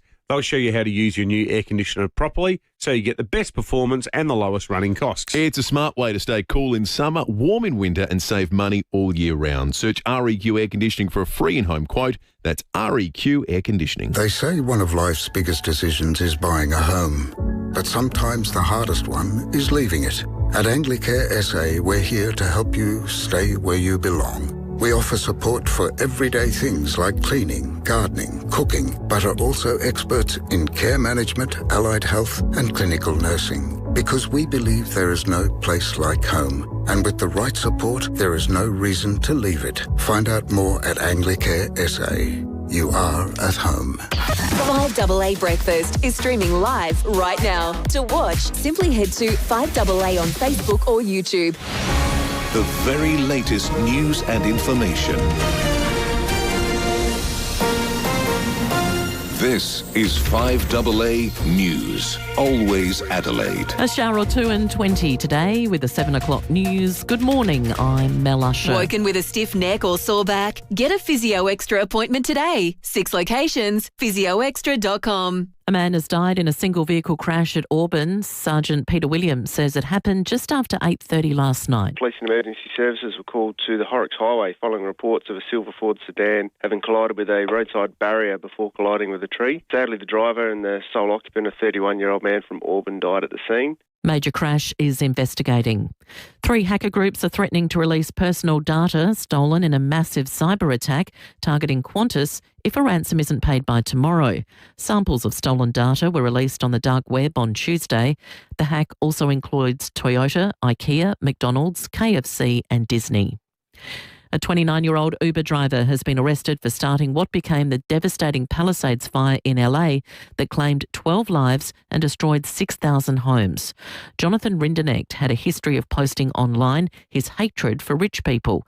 Acting US Attorney Bill Asaley says the arrest follows a 9-month investigation involving 13,000 pieces of evidence. After dropping off a passenger in Pacific Palisades, Rinderknecht parked his car and tried and failed to contact a former friend. He exited the car, walked up a nearby trail, took iPhone videos at a nearby hilltop, and listened to a rap song whose music video including objects being lit on fire. The highest level negotiations so far in trying to end the war in Gaza have been taking place in Egypt. On the 3rd day of indirect talks between Israel and Hamas, President Trump's son-in-law and a special envoy have been in attendance, along with Qatar's Prime Minister and Egypt's intelligence chief. The BBC's Hugo Beshega has more. Our understanding is that today the talks have been focused on the names that have been presented by Hamas of Palestinian prisoners who would be released in return for the hostages who are still being held in Gaza. And obviously, this is a list that contains some names deeply controversial for Israeli authorities. So a lot of negotiations and discussions happening. Another topic being discussed today is the withdrawal of Israeli troops from parts of Gaza. Breastfeeding for at least 6 months helps babies to fight off infections and reduces chronic inflammation, according to a new study. Dr. Toby Mansell from the Murdoch Children's Research Institute says they wanted to gain a deeper understanding of the benefits. We've taken a detailed look at chemicals in the blood related to metabolism and inflammation, and we found that infants that were being breastfed tended to have lower levels of chronic inflammation, and that a type of lipid called plasmalogen seems to be quite important in this effect. And Kiss rocker Gene Simmons has been rushed to hospital after a car crash in Malibu. The 76-year-old slammed into a parked car after passing out behind the wheel. Simmons says he's fine and is now recovering at home. Now turning to 5AA Sport. Agostino Mitsubishi's is overstocked with demos that must be cleared. Upgrade your vehicle today. Nailsworth and Mawson Lakes. What's happening in the world of footy, Tom Wren? Well, Mel, it's hoped Adelaide may make some progress on a deal to secure Brisbane Premiership forward Callum Archie today. Now, things may have opened up for the Lions. Now they've secured some picks, and that's for defender Brandon Starcevic, who is now off to West Coast. Well, Australia's cricketers have survived a big scare to beat Pakistan in their one-day clash at the World Cup in Colombo overnight. After being sent in, the Aussies crashed to 7 for 76 but recovered to make 9 for 221. Beth Mooney, the star, with 109. The Aussies then dismissed Pakistan for only 114 to win by 107 runs. Player of the match, Mooney, says she tried to keep her mind clear as she went to the crease. Obviously, they don't bowl as quick as our spinners, so having a real plan when you first walk out there, and for me it was sitting deep in my crease and hitting the ball as late as I could, and there was a couple towards the end that turned a fair bit, but managed to get away with one. South Australia's men's cricketers will take on Victoria in a one-dayer today at Adelaide Oval. And Australian cricket bosses are watching with interest following a major breakthrough in India that will allow its players to participate in an overseas T20 league. Well, football star Cristiano Ronaldo has become the first player to reach billionaire status. Bloomberg has estimated Ronaldo's net worth at $1.4 billion. Supercar drivers will hit the track at Mount Panorama this afternoon as the Bathurst 1000 officially gets underway. There'll be 2 practice sessions, one for all drivers and one for co-drivers only. And the Adelaide 36ers will be in action tonight, hoping to begin the season with a 3rd straight win when they host Tasmania at home. And that's the 5AA Sport. Now checking 5AA traffic. Morning there. Roads looking really good today. We are accident breakdown free and traffic quite light, which is nice for a change. If you're about to grab the keys and head into work. Do our works to look out for Queenstown, Port Road near Weber Street. Also a little bit slow already this morning at Flinders Park, the ongoing intersection works of Holbrooks Road and Grange Road. And starting to slow up Anzac Highway at Ashford. Cameras, Cashel Street, St Mary's and Grant Avenue at Rose Park. Harris Scarf's mid-season sale is on now. Save 40% off sheets and pillows. Exclusions apply. Harris Scarf, great brands. Great prices. Adelaide's most accurate traffic on 5AA. Now the 5AA forecast. Don't miss the Built Here, Backed Here RV Expo this weekend at 130 West Beach Road, West Beach. A top of 20 today with a shower or two, the same tomorrow 21 and the same on Saturday 20. Right now it's 13 degrees on 5AA, always Adelaide. Streaming live via the 5AA Player app on DAB Digital Radio and on 1395 AM. This is 5AA, always Adelaide. Well, David, congratulations on 10 years on radio. Not only have you made yourselves an indispensable part of the fabric of everybody's morning, but you've platformed the voices that wouldn't ordinarily get heard. And I know that the victims and survivors of crime that I work with really appreciate the platform you give them through the Around the Court section every Wednesday. Fantastic work, keep it up, and here's to another 10 years. There's surprisingly big offers at Hyundai, like the Tucson from $39,990 drive away. Visit your participating Hyundai dealer today. David Penberthy and Will Goodings, 5AA Breakfast. 8 minutes after 7. What a lovely message from Sean Fuster. We spoke with him yesterday about the contribution he's made to the program over the course of 10 years that we're going to mark on this Friday. He was one of the very first new segments that we came up with. I think you texted him 1 week in or 2 weeks in and said, we want you on regularly. Yeah. No, he's been just terrific to work with, Sean, because he really is at the absolute top of his game, and he's got so much corporate knowledge because he's been covering the same round for so long, and this is why it's important that the media has people like that, because you know he when you ask him about one case, he goes, well, actually, I can background you about that because I remember covering a case in 2003 that set that precedent. Yeah. Like it's brilliant. Coming up this hour, Matt Abraham will join us. We'll go and dissect the spin of the week with Matt Abraham. Also, the Shadow Minister for Primary Industries, Nicholas Centofanti, is going to be on, as we'll get into the parliamentary joint inquiry into the algal bloom. And then a little bit later, a really big breaking date. I think this is an absolutely fascinating story, so stick around for breaking date after 8 o'clock. Live Golf. I was pointed to a regulatory filing that Live Golf's international arm made. So this is the component of Live Golf that runs the international events as opposed to the US-based ones, okay? So that distinction is first and important. And it's why we have some detail on the inner working of Live Golf's finances, because in the UK, where they're based, they have to make a statement about their books. And that's what they've done, 46-page regulatory filing. Last year, Live Golf's international arm lost $462 million. Wow. 462. $500 million. To give you some sense of how broken the business model is, their total revenue for 2024 was $65 million. The outgoings, the expenses, $527 million. Again, they only brought in 65.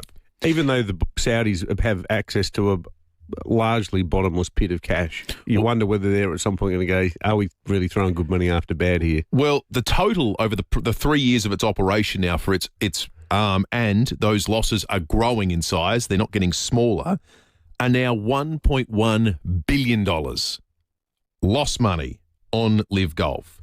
I liked some of the reporting I read on this regulatory filing because they all remarked with a degree of surprise that one single tournament in Australia accounted for 40% of Liv's total international revenue. Now, we know what that is. It's at Grange Golf Course. Of the $65 million I mentioned that Live Golf made internationally last year, $25 million of it came from Live Golf here in Australia. Wow. About 40%. Now, look, why do we bring all this up? Maybe the Saudi public investment fund is so vast that losing $1 billion is no big deal. Perhaps Greg Norman's replacement as CEO, Scott O'Neill, is putting on more than just a brave face when he says that sponsorship contracts have grown by a factor of 10.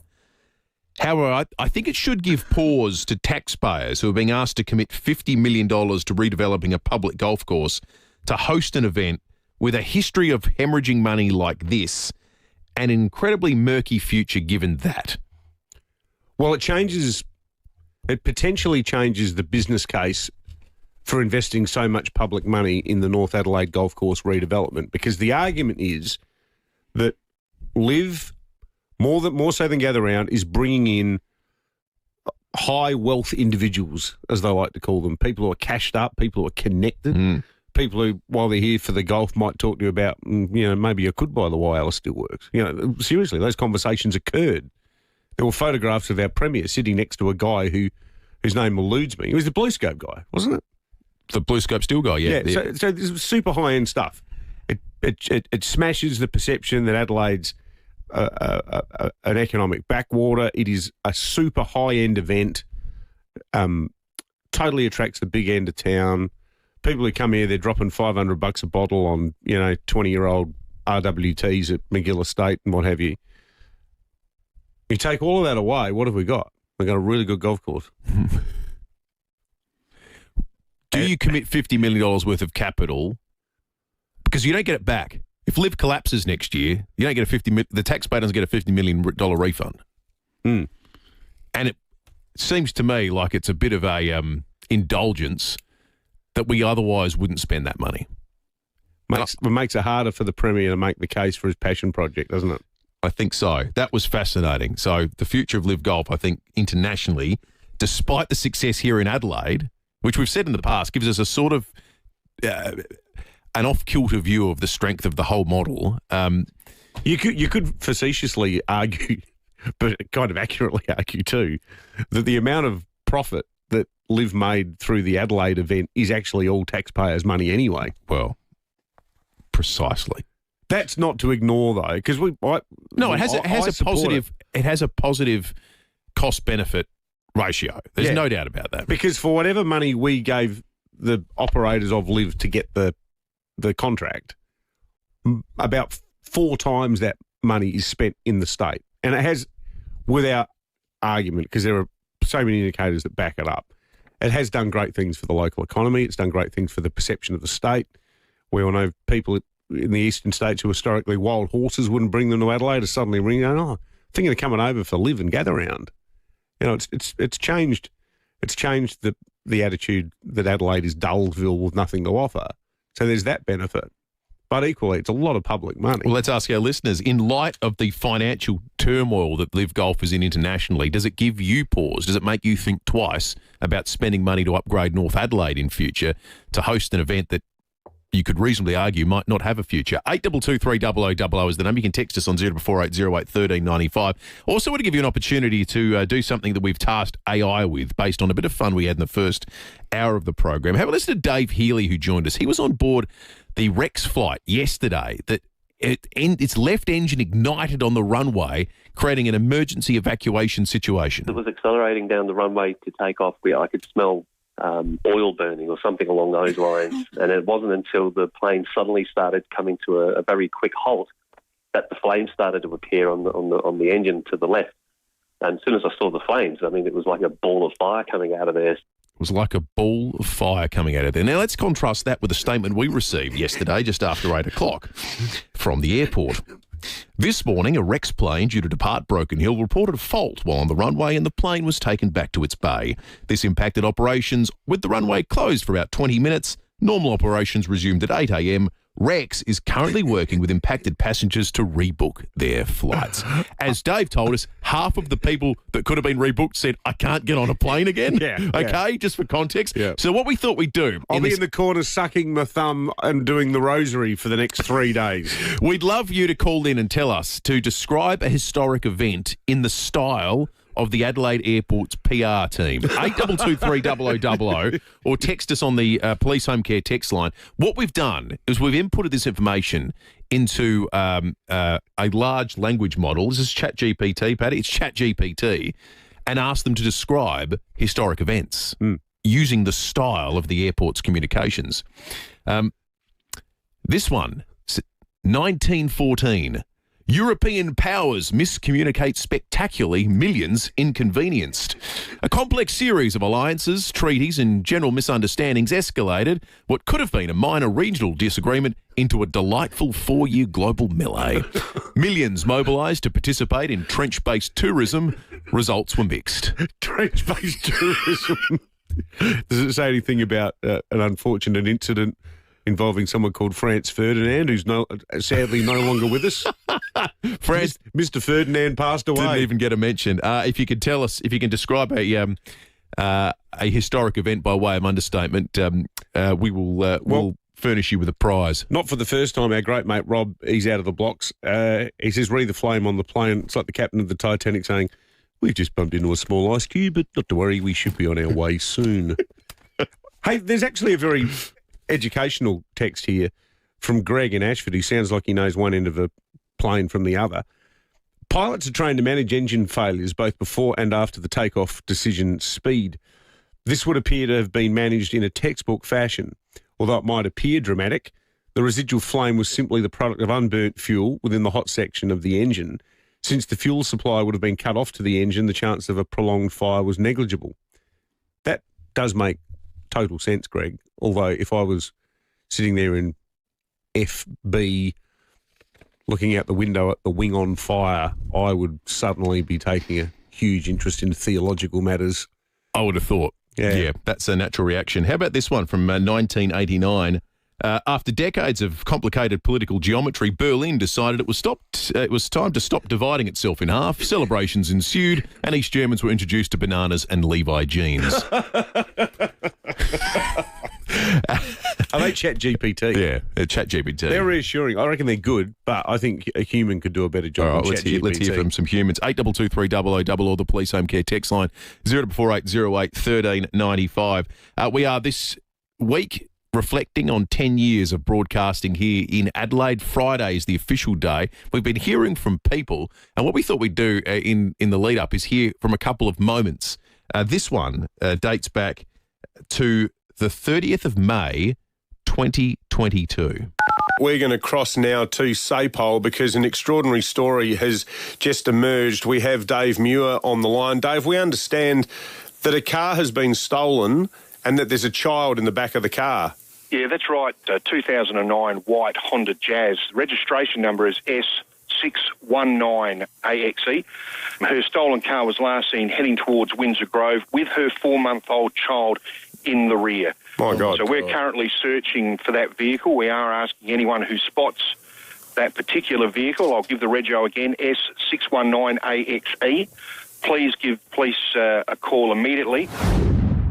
Well, that morning, it played out over the course of the next couple of hours. That's right. During our show, largely, and I think it was shortly. My recollection was shortly after we got off air that they found the child unharmed, thankfully, in Enfield. Yeah, that's right. But the search was going on. The desperate search was going on whilst we were broadcasting that day. Yeah, and it was during Leon's show that it was all resolved. Yeah, that's right. It's amazing, isn't it? So you hear those bits of audio from yesteryear and it just makes you think how much stuff happens. Well, that one was only 3 years ago. I know. It felt like ages. I'd actually forgotten about it. And, that's right. Yeah. Some amazing things, some terrible things. It's the nature of news, I guess, isn't it? Yeah. Well, let's hope in a few years' time we'll be reflecting on that. Remember that algal bloom thing? Albeit... Oh, yeah. That was all the rage in about 2025, wasn't it? Well, it's the subject of a joint parliamentary inquiry that we're going to be talking about on the other side of this break. Let's check traffic. Morning there. She is looking the goods for the run-in today. We're accident breakdown free. Traffic quite light at the moment too, which is good if you're about to jump in the car and head to work. Do have some activity to look out for. South Road at Glandorf, the tram overpass works. A little bit slow at the moment. The Southern Expressway, Majors Road, and starting to build Main North Road at Enfield coming to the city. Camera today, Cashel Street, Door Park. One painted nail, one powerful promise. Join Polished Man to spark change, start conversations and stand for a safer kind of world. Sign up at polishedman.com. Adelaide's most accurate traffic on 5AA. 5AA Mornings with Graham Goodings. Many people are struggling with their water bills. Heidi Girolamo, Shadow Minister for Cost of Living. We know previously water bills went up under Labor and they very much have used SA Water as a cash cow. Graham Goodings. But don't they need the money to fund new water and sewage infrastructure, which is badly needed? The Labor Party, they've been in government for the vast majority of the last 20 years, not planning out for that. Weekday mornings from 9 on 5AA. Always Adelaide. An overly ambitious effort at six-a-side soccer left you feeling knackered? You need a sports drink that stacks up, even when you can't stand up. Let's go get a Maximus! Maximus is for rapid hydration during or after at least an hour of exercise. The most frustrating thing about having your car repaired after a collision can be the wait. Sometimes months. At FIVEAA Panel Services, the wait is one thing you won't have to worry about. We've expanded our workshop and our highly skilled team. It means we're better equipped to deliver an outstanding outcome for you and your car. RAA and MTA approved, FIVEAA Panel Services work with most insurance companies. So ask for FIVEAA Panel Services and get back on the road sooner. For 50 years, Sterling Homes has set the standard. It's a long time in business. Now, to celebrate their 50th anniversary, they're inviting you to share your dream with them. And you can save big with Sterling Homes. You get $15,000 worth of luxury upgrades your way at no extra cost. It means you can choose what matters to you. Reverse cycle air, stone benchtops, solar panels and more, plus 2.7 metre high ceilings are included. Sterling Homes listens to your must-haves, they consider your nice-to-haves and work with you to create your ideal home, because it's Sterling Homes, your home. Visit their display homes across Adelaide. For locations, go to sterlinghomes.com.au. T's and C's apply. Some milk on our shelves travels further than you do on holiday. Not milk from Flurio Milk Company. Our milk is proudly homegrown, home bottled and delivered straight from the rolling paddocks of South Australia's Flurio Peninsula. Freshness isn't a buzzword for us. We live and breathe it 24 hours a day. When you buy from Flurio Milk Company, you're supporting our incredible farming families and doing SA proud. Look for Flurio Milk Company in your supermarket. Hi, Brett Ibbott here for Mawson Lakes Mazda. Okay, the end of financial year might be done and dusted, but at Mawson Lakes Mazda, the deals aren't. All makes, models and colours are being cleared, no exceptions. And there's a huge range of locate demos all ready for immediate delivery. Plus, you'll get free on roads, free stamp duty, free 12 months rego and $500 worth of accessories. Mawson Lakes Mazda, Salisbury Highway, T's and C's apply. Rosanna Mangiarelli here from 7 News. Join me and Will Goodings for Adelaide's leading news hour, 7 News, tonight at 6 o'clock. There's surprisingly big offers at Hyundai, like the Tucson from $39,990 drive away. Visit your participating Hyundai dealer today. David Penberthy and Will Goodings, 5AA Breakfast. 24 minutes after 7, we've got a $100 Kent Town hotel voucher for anyone who can describe a major historic event with the degree of understatement that the airport told to us about the evacuation of a Rex Airlines flight yesterday. We tasked ChatGPT with having a look at some major events, some of those from the 20th century, one of those from the 21st century. I like this one. Banks enthusiastically loaned invisible money to people with invisible jobs for houses that may or may not have existed. Shockingly, this didn't work out. The global economy briefly evaporated. Lessons were allegedly learned. It's the housing market crash of 2008, of course, the subprime mortgage crisis. That's right. The biggest story in South Australia, I think, this year, without a doubt, has been the algal bloom. And a joint committee was established earlier this year to analyse the state's government's response to the crisis. Nicola Centofanti is the Shadow Minister for Primary Industries and joins us now. Nicola, good morning to you. Morning, David and Will. Thanks for having me. So, Nicholas Indefante, we heard yesterday from the algal bloom coordinator, Chris Beattie, where he said the worst case scenario is this thing might be sort of here forever. Yeah, exactly. Look, DPC basically said we're focusing the summer plan on the most likely scenario, which is that, the algal bloom will ebb and flow for the next 2 years. But as you've rightly pointed out, the worst case scenario, they said, could last for decades. I guess my question was, I'm not sure why we aren't basing the summer plan on the worst case scenario. I would have thought that's a sensible thing to do to make sure that we're prepared for all the situations.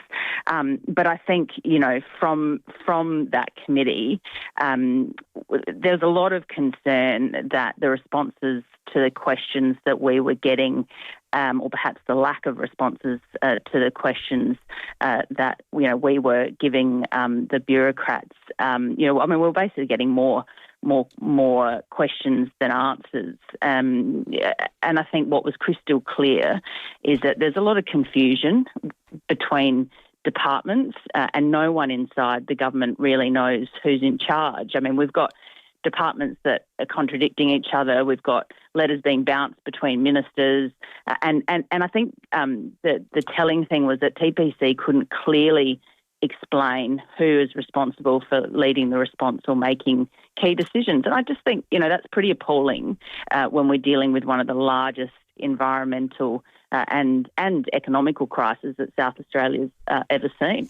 What do you want to see in this? It's in the summer plan. The Premier's indicated that it's going to be out within a couple of weeks. What do the Libs want to see in that, Nicola? Yeah, we want to see a huge, a number of things. We want to see daily updates for beachgoers. We've already been calling on that for quite some time, and providing individuals with updated daily health advice so that they're aware of which beaches are, safe to go to, and that can be utilising some of the cameras that already exist along these beaches. We're really keen to see some medium to long-term plan for the fishing sector, for the fishing industries and those businesses that are supported by the fishing industries. I think, that is absolutely key at the moment. There is a little confidence in the fishing sector and in those coastal communities that rely so heavily on those fishing sectors.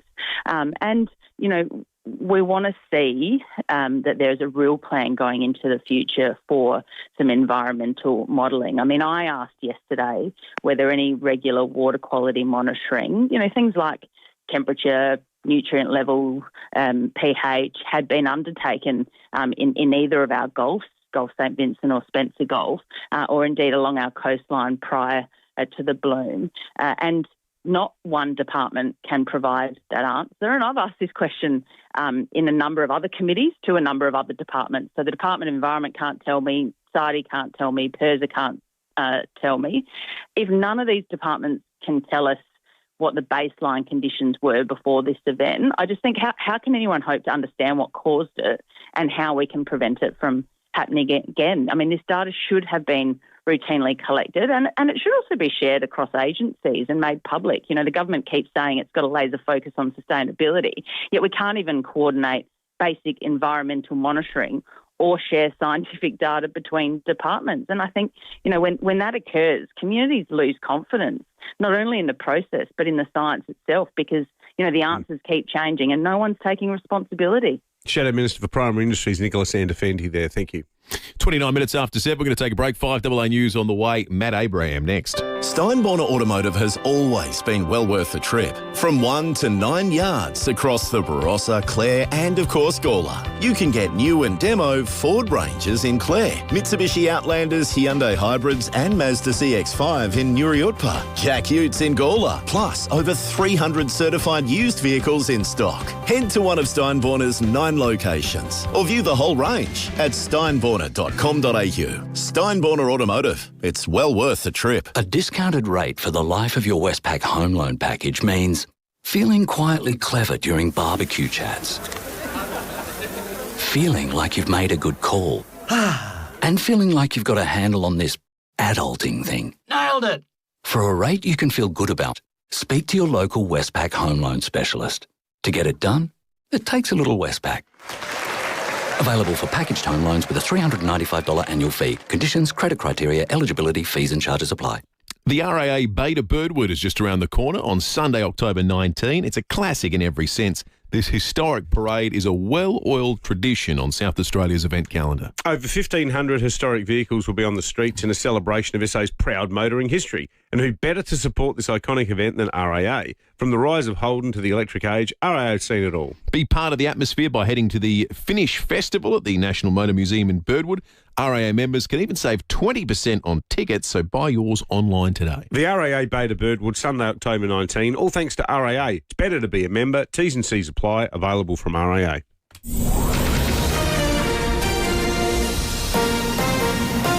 This is 5AA News, always Adelaide. A shower or two and 20 today with the 7:30 news. Good morning, I'm Mel Usher. Keep in shape with physio-instructed clinical Pilates and gym classes at 6 locations. physioextra.com. A 31-year-old man has died in a single vehicle crash at Auburn. Sergeant Peter Williams says his car hit a roadside barrier on the Horrocks Highway last night before colliding with a tree. Major crash investigators did attend and they've commenced the investigation into the circumstances of the crash, and we're asking anyone who might have been in the area, have dash cam or may have seen and hasn't spoken to police yet to contact Crime Stoppers on 1800 333 000. The state road toll for the year is now 68. US President Donald Trump is flagging a potential trip to the Middle East for a ceasefire announcement. Expectation of an agreement is growing, with mediators in Egypt reportedly given a deadline to reach a deal. Mr. Trump says they're working through some final sticking points with Hamas. We have a great team over there, great negotiators, and there are unfortunately great negotiators on the other side also. But it's something I think that will happen, got a good chance of happening. I may go there sometime toward the end of the week. Counter-terrorism police in the UK have revealed the man responsible for last week's Manchester synagogue attack pledged allegiance to Islamic State. 2 Jewish men were killed during the car and knife attack, and the assailant shot dead by police. Assistant Chief Constable Rob Potts says the 35-year-old made his allegiance clear during a phone call with emergency services. At this stage of the investigation, we are more confident that he was influenced by extreme Islamist ideology, and the 999 call forms part of this assessment. A Melbourne scientist has shared the Nobel Prize for Chemistry with 2 colleagues. Professor Richard Robson from Melbourne University and his team developed metal organic framework that can be used to capture carbon dioxide and harvest water from desert air. Dolly Parton has released a video saying she's not dead yet. There have been concerns about her health after performances were postponed and her sister asked fans to pray. Dolly admits to having some treatment but doesn't go into detail. Everybody thinks that I am sicker than I am. Do I look sick to you? I'm working hard here. Anyway, I wanted to put everybody's mind at ease, those of you that seem to be real concerned, which I appreciate. And I appreciate your prayers because I'm a person of faith. I can always use the prayers for anything and everything. And the role of Linda McCartney has been cast in the upcoming film series about the Beatles, directed by Sam Mendes. 4-time Academy Award nominee Saoirse Ronan will play Paul McCartney's first wife. Now turning to 5AA Sport. Agostino Mitsubishi's is overstocked with demos that must be cleared. Upgrade your vehicle today. Nailsworth and Mawson Lakes. What is going on with Zach Butters, Tom Wren? Well, he's raised a few eyebrows training with a Carlton coach in Melbourne yesterday, but the club says that he's not going anywhere. That's Port Adelaide, Mel. Now, Clayton Oliver, who was told by Melbourne to find a new club, he's reportedly chosen to head to GWS. In cricket action, Pat Cummins is all but certain to miss the first Ashes test in Perth next month as he races the clock to be fit after dealing with a back injury. It would put Scott Boland right in the frame for an early appearance in the summer. Meantime, Australia has beaten Pakistan by 107 runs in the Women's One Day World Cup to maintain their unbeaten start. Aussie Alex de Minaur has become the first Aussie since Leighton Hewitt to win 50 matches in a season after winning through to the quarterfinals of the Shanghai Masters with an impressive 7-5, 6-2 win against Portugal's Nuno Borges. For me, it just shows consistency, right? And that's what I'm most proud of, just showing up every single week. And, hey, it's an amazing number, hoping for many more to finish off the year. De Minaur will next take on Daniil Medvedev, and a win would see him jump into the top 5 in the world. To baseball, it's a big day of playoff action. The Detroit Tigers are currently hosting the Seattle Mariners and can move into the American League Championship Series with a win. The Tigers were trailing 3-0 but have just levelled things up at 3-3 thanks to a 3-run fifth inning. Runner at second, the 2-2. Back up the middle, a base hit. Javon Jones will score. Baez halfway between first and second. He'll go back with an RBI single to tie Game 4. Audio there thanks to ESPN. It's still 3-3 at the top of the sixth. Milwaukee takes on the Chicago Cubs in Game 3 of their best-of-5 series. The New York Yankees will host the Toronto Blue Jays, hoping to keep their series alive, while the LA Dodgers will take on the Philadelphia Phillies. And that's the 5AA Sport. Now checking 5AA traffic. Morning there, a mile in. Got a breakdown to look out for James Conkton Drive near Railway Terrace. We are slow at the moment, southward at Glandorf for tram overpass works. Getting busy Marion Road at the Anzac Highway intersection and bit sluggish at the moment Brighton Road, Glenelg East just near Jenny Road. Early morning camera, Winifred Avenue at Glandorf. 9 out of 10 Aussies prefer Australian-made products. Use the logo that shoppers trust and look for. Join Australian-made and help shoppers find your product. Visit australianmade.com.au/apply. Adelaide's most accurate traffic on 5AA. Now the 5AA weather. Don't miss the Built Here, Backed Here RV Expo this weekend at 130 West Beach Road, West Beach. A shower or two heading for a top of 20 today. A shower or two tomorrow, 21. The same on Saturday and 20. Right now it's 14 degrees on 5AA, always Adelaide. Still thinking about a sea change? Think Oakford Homes in Counter Bay. New stage released and selling fast. A variety of block sizes available in a friendly community with brand new low maintenance homes plus the beach close by. Affordable packages, no surprises. Move in now or invest for the future. Fixed price turnkey packages, flat land ready to build. Don't miss out. New stage now released. Visit our display village at Encounter Bay. Oakford Homes, a statement of quality. oakfordhomes.com.au. Summer's on the way. Beat the rush and organise your Walco pool blanket now. Keep your pool clean, warm and reduce evaporation. Uncover the savings with a Walco pool blanket. Visit walco.com.au. Get saving this month at City Discount Tyres. When you buy 3 Wild Peak AT3W all-terrain tyres, you'll get the 4th tyre free. The perfect tyre for your next adventure. City Discount Tyres are a proud multi-tyre and wheel brand retailer offering great service at great prices. Visit citydiscounttyres.com.au to find your nearest store. City Discount Tyres. We're driven by value. City Discount Tyres.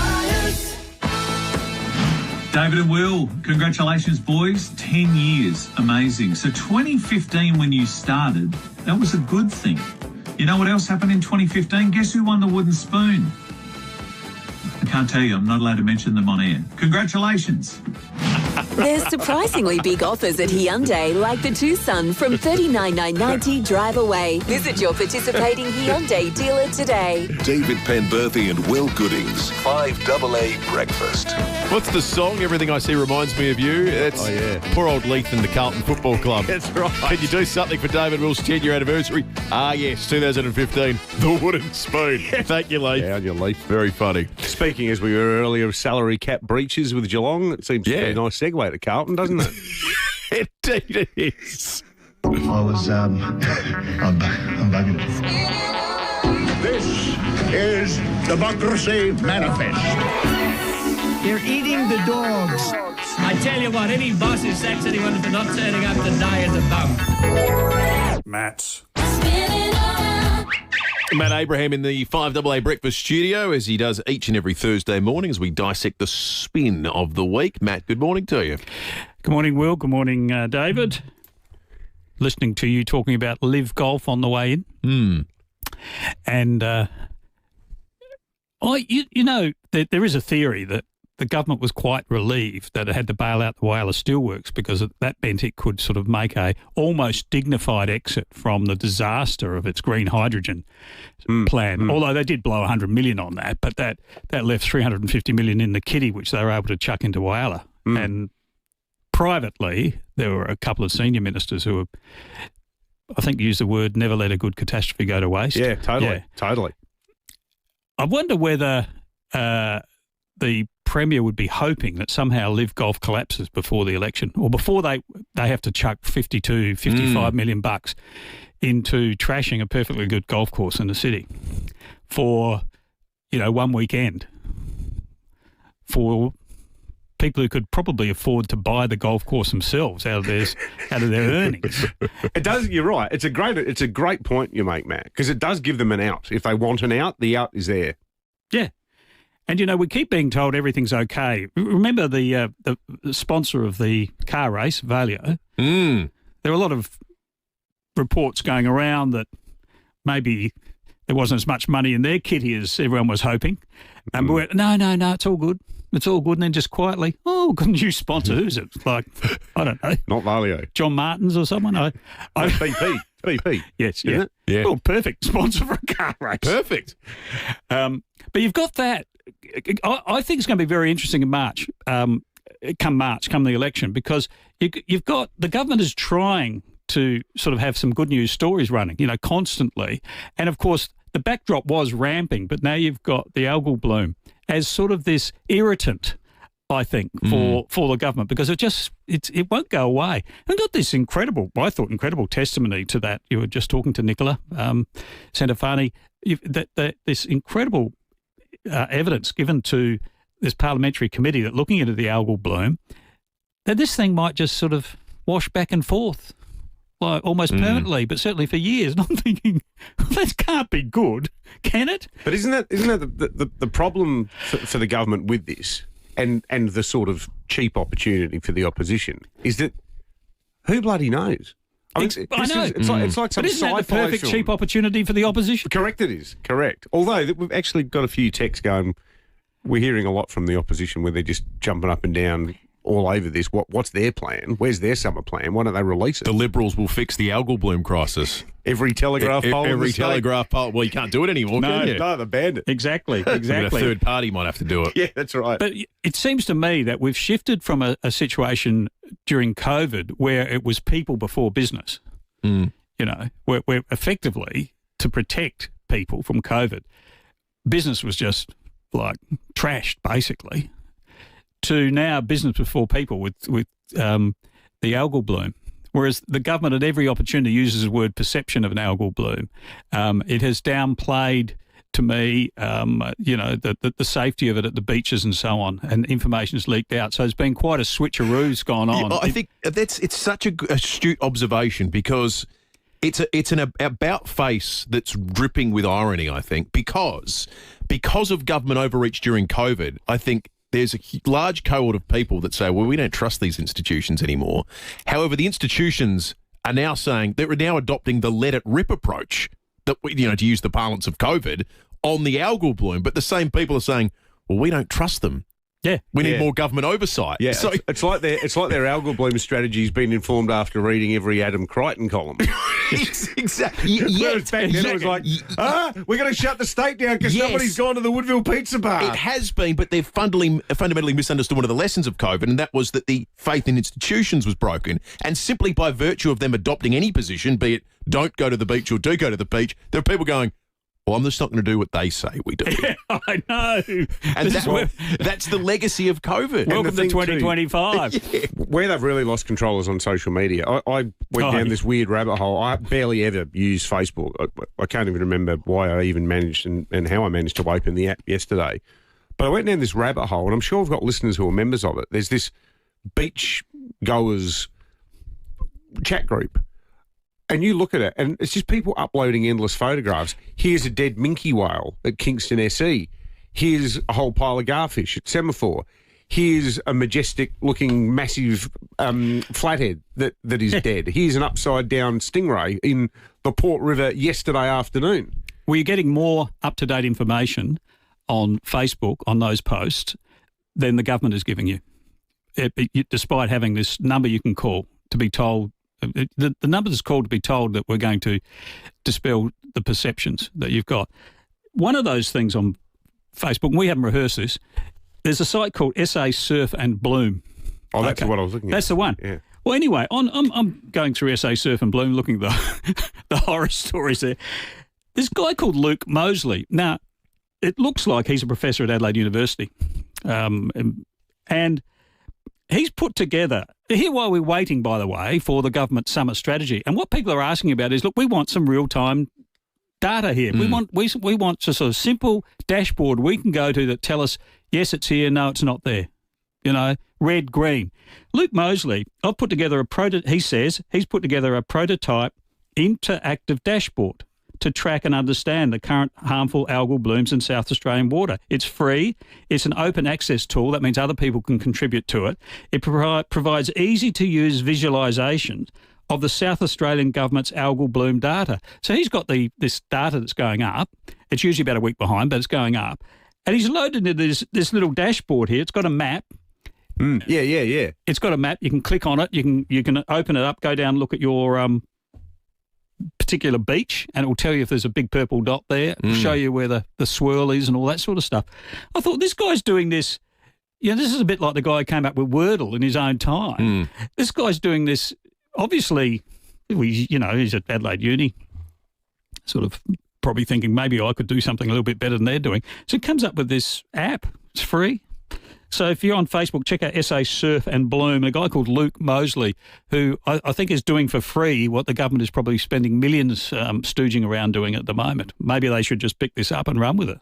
I think it's only a couple of months ago that they started putting the government, the government's own, and I think it's SA Health who wrote it, in conjunction probably with PIRSA.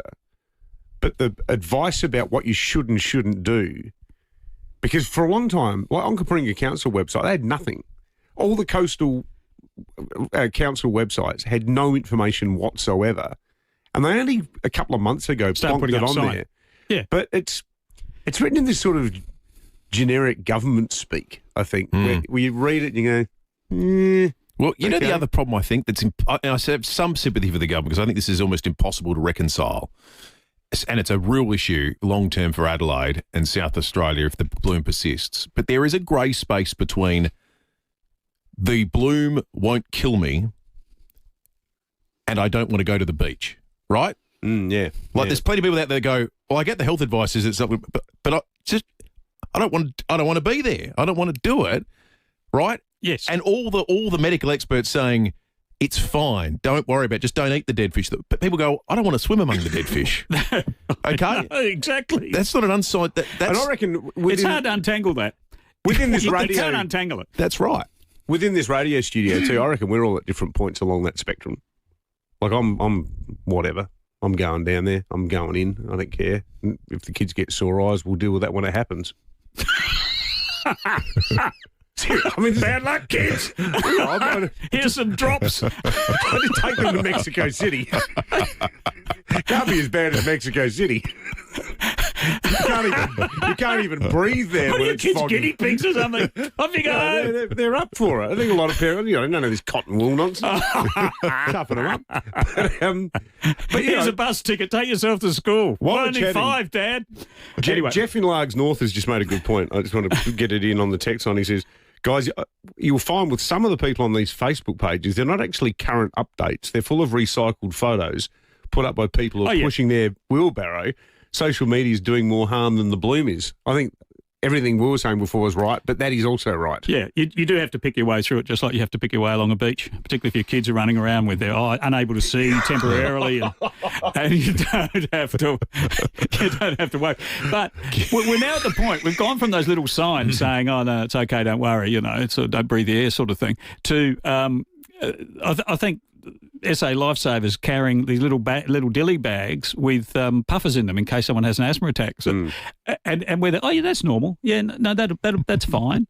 So, look, and I agree, in the studio there is almost the total spectrum of it, because I won't go anywhere near a beach, a metropolitan beach, until I've sort of sorted this out, which may be some time, maybe a few years. Have you seen on like Trading Post or whatever it's called these days? That doesn't exist anymore, Trading Post. But are people selling their tinnies? Has there been an uptick in people putting their tinnies and things like that on Facebook Marketplace and so on?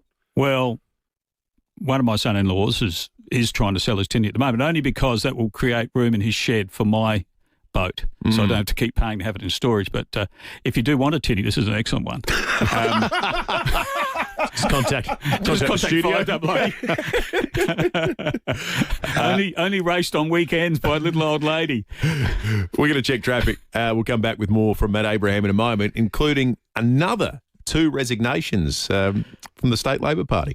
Morning there. Roads looking really good today. Traffic quite light, which is excellent. We have a breakdown to look out for at Mile End, James Conkton Drive near Railway Terrace, but no great delays through there. We'll find some works at Salisbury to look out for, Salisbury, Harmony, Waterloo Corner Road, and a little bit sluggish at Flinders Park, those ongoing works for the Grange Road and Holbrooks Road intersection upgrade.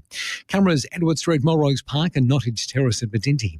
Do you or someone you care for need complex mental health support? Sane can help. Choose from a range of free digital and telehealth support services. Visit sane.org today. Adelaide's most accurate traffic on 5AA.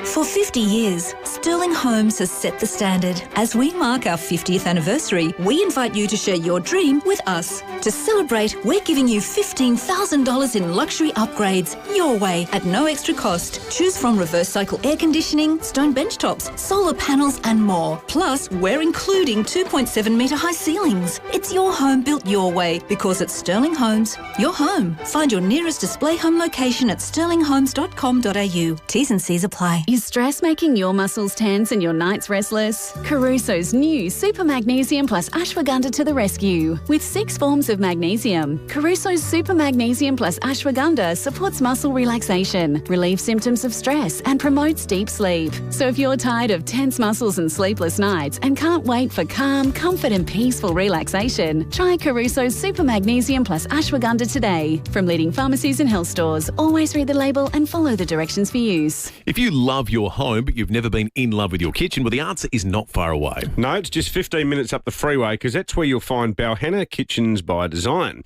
It boasts the largest kitchen design showroom in the Adelaide Hills, plus it's a family business with 35 years experience, so they care about taking care of you. And their expertise goes further than kitchens. They create laundries, linen cupboards, robes and vanities, plus all cabinet installations are backed by a 10-year warranty. Balhanna Kitchens by Design. It's not too far to go to make your dream kitchen a reality. See more at balhannakitchens.com.au.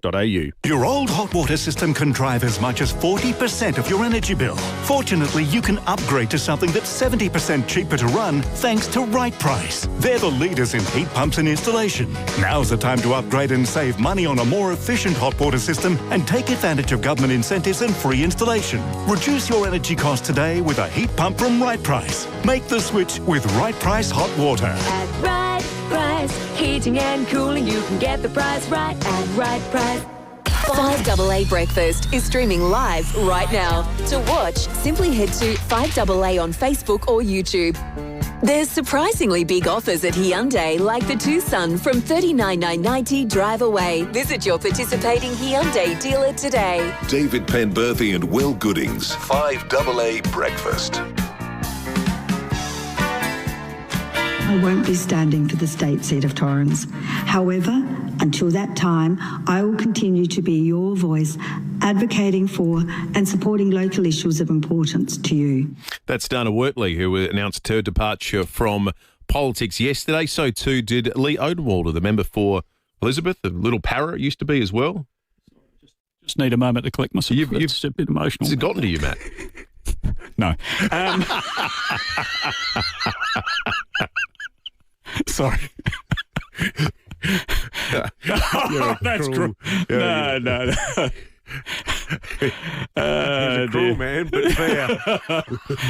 No, Dana Wortley, who was secretary of the Media, Entertainment and Arts Alliance, and a union that didn't provide any support for David Bevan and myself when we were banned for 2 years by Mike Rann, but let's put that aside. She wasn't secretary then, she was a senator, but I like to let go of these things. And look, the Wortleys are, well, they've been a lucky family, I think, politically, because she was a senator, then she's been the member for, Torrens for quite some time. Russell Wortley, her husband's a member of the upper house.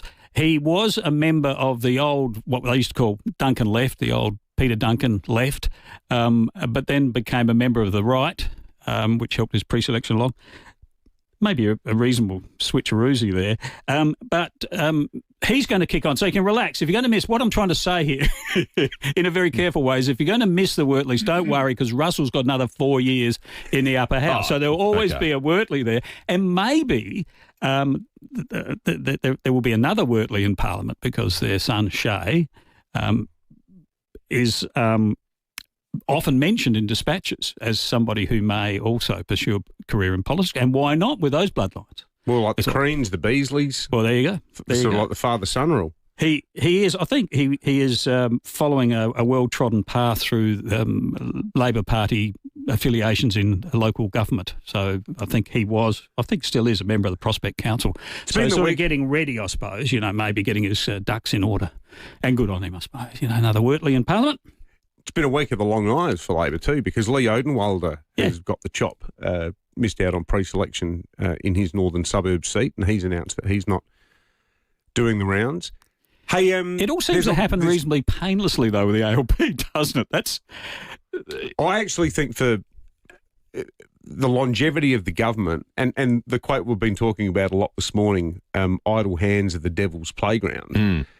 As a premier with a that takes me back to St. Joseph's Convent. But as a premier with a big backbench who's managed to maintain unity and keep a lid on things, do you want people like Leo? I'm not saying Leo Odenwalder was even remotely treacherous. I actually think he's a really nice guy, and I was surprised that he got the bum's rush as a minister. I thought he was doing a good job in the police portfolio. But having constant backbench renewal is probably a good thing. Oh, yeah. Because otherwise they're all sitting around knowing they're never going to be in the ministry again, going, what's Mally doing now with this golf course or whatever. So knocking a few of them off, getting some new people. And the newbies are always more loyal because they're trying to suck up. Exactly. And the newbies will know that they owe their political lives to getting elected to the Premier, Peter Malinauskas. So that's a good start in terms of loyalty. Red hot rumour doing the rounds is going to be another reshuffle before the election because there's another minister who wants out. Oh. Is this have we gone, is it 8? Well, it's breaking at 3 minutes to 8. 3 minutes to 8. But apparently it's very good mail that there's one other minister, and maybe it's a bit of seeing Mulligan and close go and thinking, that could be me. But apparently there is another minister whose portfolio has become tricky and challenging on account of an unexpected new policy frontier that's emerged in it. But they are... Okay. Chris Picton? No, he'll be there forever. No. Wearing sackcloth and ashes. That's right. While we chew over those little breadcrumbs, let's get to the spin of the week, shall we? Matt. Now, apparently ISIS brides, some of these ISIS brides, about half a dozen of them, are going to materialise in Australia. And from what I've been observing, without any sort of effort or help or assistance at all, they're just going to arrive here. The government doesn't know anything about it, as became almost clear in the Senate questioning yesterday from Michaela Cash, Liberal Senator Michaela Cash, to a fairly reticent Senator Penny Wong. Senator Wong, is the Prime Minister aware of how many ISIS brides are now in Australia? I will take that on notice. Is the Prime Minister aware if the ISIS brides and their children are now back in Australia? It is well known that there are individuals who are seeking to return to Australia. Obviously, there are community and some third parties who have been advocating for these people. Agencies are aware of who the persons of interest are, and agencies are satisfied that they're prepared if any of these find their way home. Seems energised. Well, if any of them find their way home, I mean, you can't just... Oh, Hansel and Gretel. just hop on a plane and find your way home. Don't you need passports and paperwork or something? Apparently not. How can they not be in the public interest? These women knowingly married blokes who want to blow up the Western world. And we're saying to them, yep, welcome home. I've never managed to wander back. No, We'll have a look at it. Yeah, the department's aware. Anyway, 8 out of 10. Matt. Meanwhile, former Prime Minister Tony Abbott, who's got a book out, looks like quite an interesting book actually. He's in the UK, and they're very interested in talking to him about how he turned back the boats, because I've got a huge problem with that, with illegal immigration and asylum seekers. And he was being pressed about the fact that, well, you know, you've got international waters, we've got the Channel, it's a lot harder.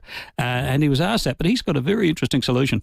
That's correct, but you could certainly pick up people in the English Channel, hold them on some kind of a mothership and send them back to the land from which they've come on some quiet and moonless night. And I think there are all sorts of things that a determined government could do to absolutely stop these boats once and for all. A quiet and moonless night.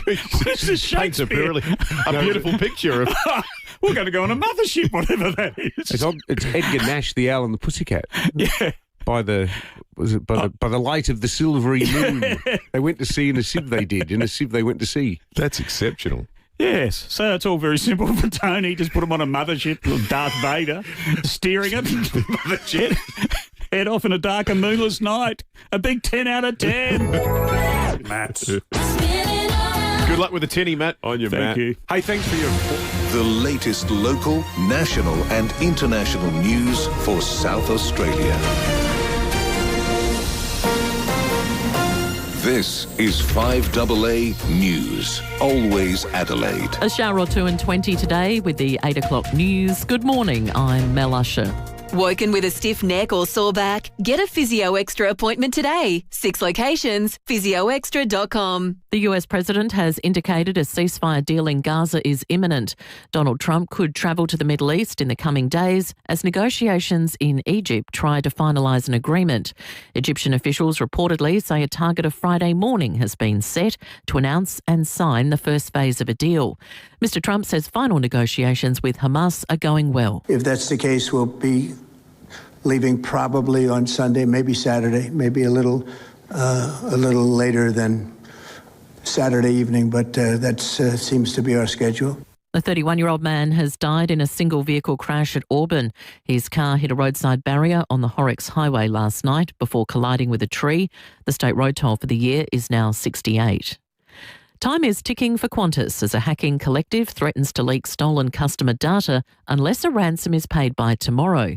Liz Daniels has the story. Almost 1 billion records stolen from 39 companies are at stake after a cyber attack hit not just Qantas but Toyota, IKEA, McDonald's, KFC and Disney as well. A phishing call scam compromised the corporate accounts that are held by cloud company Salesforce.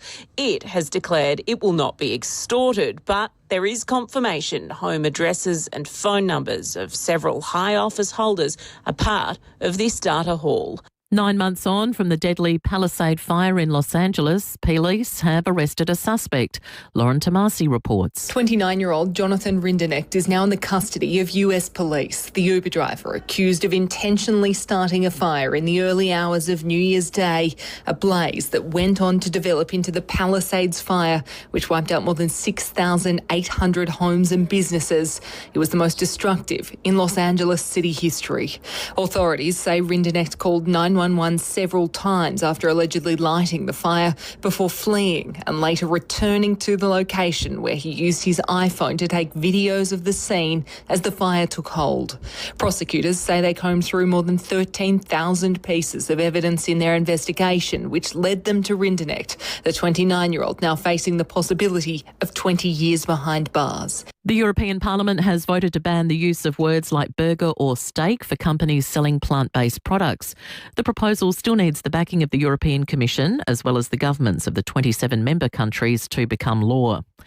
And Joan Kennedy, the former wife of late Senator Ted Kennedy, has died. She was 89. Now turning to 5AA Sport. Agostino Mitsubishi's is overstocked with demos that must be cleared. Upgrade your vehicle today. Nailsworth and Mawson Lakes. Here's Tom Wren. Thank you, Mel. It's day 4 of the trade period. The Crows still haven't secured a trade for Brisbane Premiership forward Callum Archie, but are expected to get it done. Melbourne's Clayton Oliver is expected to request a move to GWS. And footy expert Matthew Lloyd has told the Trade Off podcast Hawthorn could make a play for Bailey Humphrey, putting Zach Merritt's hopes of landing at the Hawks at risk. Sounds like they've spoken to him, so that would make me nervous if I was Zach Merritt. Surely they wouldn't have room for both. So Essendon people are saying to me, does that mean you reckon they're going to keep Zach because they're talking to Humphrey? But what clubs are crazy not to talk to both? You're in trouble if both say they want to come, because then what do you do in that situation? The Adelaide 36ers will host the Tassie Jack Jumpers tonight as they look to continue their undefeated start to the season. Melbourne United's made it 4 straight wins to start their season after overpowering the Sydney Kings 107-93, while the New Zealand Breakers finally broke through for their first win of the season with a 117-88 point drubbing of the Illawarra Hawks. Well, the Australian Diamonds in the netball have won their series against South Africa, taking a 2-0 lead with a 67-40 win in Wollongong. The two sides will meet again here in Adelaide on Sunday. Australia's women have secured a 107-run win against Pakistan in their one-day World Cup clash in Colombo overnight, thanks largely to a fabulous century from Beth Mooney. Supercars drivers will hit the track at Mount Panorama this afternoon as the Bathurst 1000 officially gets underway. Aussie Alex de Minaur's into the quarterfinals of the Shanghai Masters after a straight sets win against Portugal's Nuno Borges. And in some baseball, the Detroit Tigers have totally turned their playoff game on its head against the Seattle Mariners, sending the home fans wild. Real quick, and now 2 more. Baez, first playoff home run in 8 years, has put Detroit on top by 4. Audio thanks to ESPN, they now lead 8-3 at the bottom of the 7th, and a win for Detroit would force a deciding Game 5 in their best-of-5 series. And that's the 5AA Sport. Now checking 5AA traffic. Morning there at Myland. Got a breakdown, James Conkler Drive near Railway Terrace. A little bit slow at the moment. Railway Terrace at Keswick. Getting quite busy. South Road at Myland. And do have some sluggish conditions at the moment at Halloran Hill, Southern Expressway near Majors Road for the new on and off ramp works. Camera, Cashel Street, St Mary's. Intellectual disability or autism is no barrier at Bus Stop Films. Gain confidence and work-ready skills with their accessible filmmaking program. Apply today. Adelaide's most accurate traffic on 5AA. Now the 5AA forecast. Don't miss the Built Here, Backed Here RV Expo this weekend at 130 West Beach Road, West Beach. A top of 20 for your Thursday with a shower or two. A shower or two tomorrow, 21. The same on Saturday and 20. Right now, it's 14 degrees on 5AA, always Adelaide. This week, welcome to 5AA Breakfast. David Penberthy and Will Goodings notch up 10 years together on 5AA Breakfast. Do we have to be sensible and statesmanlike now that you've got the top job? Well, mate, that's beyond your pay grade. Tune in all week as we reflect and relive some of the great moments of David and Will's decade of breakfast. Who designs cars without CD players anymore? Whose pocket is it, though? Any pets. Yeah, I know. 10 years of David and Will. Stop hammer time. This week, Come on, pandas. on 5AA Breakfast. Introducing the Caliente by Beechwood Homes. A multi-level masterpiece of design, innovation and style. Inspired by the effortless glamour of Palm Springs in California, it's bathed in natural light through clever architectural design. At its heart, a stunning 6-metre island bench anchors a kitchen that's as beautiful as it is functional. The Caliente is open for viewing at 10 Simon Crescent, Craigburn Farm, Saturdays and Sundays 1 to 4:30pm. Life's good. It's even better in a Beechwood home. Get ready for South Australia's biggest charity car and bike show, Horsepower for Hope. Saturday, October 11, the South Australian Produce Markets at Paraka will come alive with muscle cars, bikes, trucks, food, live music and family fun. It's not just a car show, it's a day out with free kids entertainment. Presented by the Muscle Car Collectors Club, every ticket helps the Little Heroes Foundation support kids living with serious illness right here in SA. Horsepower for Hope, October 11. Find out more at littleheroesfoundation.com.au. City Discount Tires. Get saving this month at City Discount Tires. When you buy 3 Wild Peak AT3W all-terrain tyres, you'll get the 4th tyre free. The perfect tyre for your next adventure. City Discount Tires are a proud multi-tyre and wheel brand retailer offering great service at great prices. Visit citydiscounttires.com.au to find your nearest store. City Discount Tires. We're driven by value. Discount Tires. Hi, Hi, it's Wayne Phillips. We're celebrating Wayne Phillips Ford's 40th anniversary. So if you're looking for a Ranger, we have full stock that we have to clear. Ranger Black Edition, 55 grand drive away. XLT bi-turbo from 59 grand drive away for ABN holders. Or the XLT 3-litre V6, just 64 grand drive away for ABN holders. Be quick, when they're gone, they're gone. Wayne Phillips Ford celebrating 40 years at Christie's Beach, or go online at waynephillipsford.com.au. Wayne Phillips Ford. The news and issues that matter to South Australia. Always Adelaide. This is 5AA. Fellas, Koshy here. Happy 10th birthday for the breakfast show. I got to tell you, it's one of the highlights of my week, catching up with you guys. I never thought I would say that about a couple of Crows blokes. I love your humour. I love we can have robust arguments and say, OK, we agree to disagree and move on. So thank you for having me and wish you many more years of success. There's surprisingly big offers at Hyundai, like the Tucson from $39,990 drive away. Visit your participating Hyundai dealer today. David Penberthy and Will Goodings, 5AA Breakfast. Just listening to Koshy then, I was starting to imagine in my mind, if we put together a spreadsheet of all the tough interviews we've had, I think he's had more difficult interviews on our program than anyone else by virtue of the fact he comes on every week. Yep. No matter what, and he's often in a position of having to defend something because he's the head of something. Yep. Everyone else has the right of saying no. To Koshy, Koshy's amazing with the degree which he just says, oh, middle of a crisis, I'm going to front up. Oh, well, when they lost during all the Houston stuff last year, he came on this year straight after there was one game I can't remember when Port got absolutely pantsed, and it was the first sort of litmus test on the succession plan. He just fronts up. He always fronts up. And Which is what we bring that all up to say, I can't believe Koshy just gave us a nice shout out. No, he's excellent. I like his sort of centrist take on life as well. Yeah. He's not a ranter and a raver, but he's not politically correct either. He's just a good, sensible, middle Australian He's not person. too bombastic. And I love too, he lives in Sydney in the thick of every pretentious media poseur in the country, and he's a million miles away from that scene. He's a family man. He's not out there going to Balmoral and knocking around with the A-list. He doesn't even go to awards nights. He was at the top of his game at Sunrise for so long, and if you bumped into him in a suburban shopping mall, you'd think he was just another bloke. Yep. Complete. He hosted the show a couple of times as well. He's been good to work with. Sydney is a great place, but it's also the wanker capital of Australia. And we've been to the Acras there. Will, you've seen him in full flight. No more Acras anymore. No, sadly. And we mentioned Kyle Sandilands yesterday, but he's the antidote to all of that. Great man. Yeah, big thank you to Koshy. It was very nice of him to do. 12 minutes after 8, it's time for breaking up. We'll get to that in a moment. Lots of texts coming through on 0448 08 1395. And, of course, you can leave your thoughts or call in and have it if you're saying anything. It's discussed this morning at 8223 0000. Nothing quite divides South Australians at the moment, like discussion of the algal bloom and health warnings. And certainly that's a sentiment that's come through on the text line. We sort of talked about everyone's different perspectives in the studio before on it, but it's an interesting litmus test for public sentiment at the moment. Absolutely. All right. Shall we get to breaking it up? Let's do it. Well, there are now undeniable signs that the militant construction union, the CFMEU, is trying to muscle its way into the South Road extension and tunnelling project. Now, yesterday in Melbourne, hundreds of workers walked off the job on the Westgate Tunnel project. Now, normally, us here in South Australia would say, well, whoopee-doo, who cares? What's that got to do with us? Well, as it turns out, the answer to that question is everything.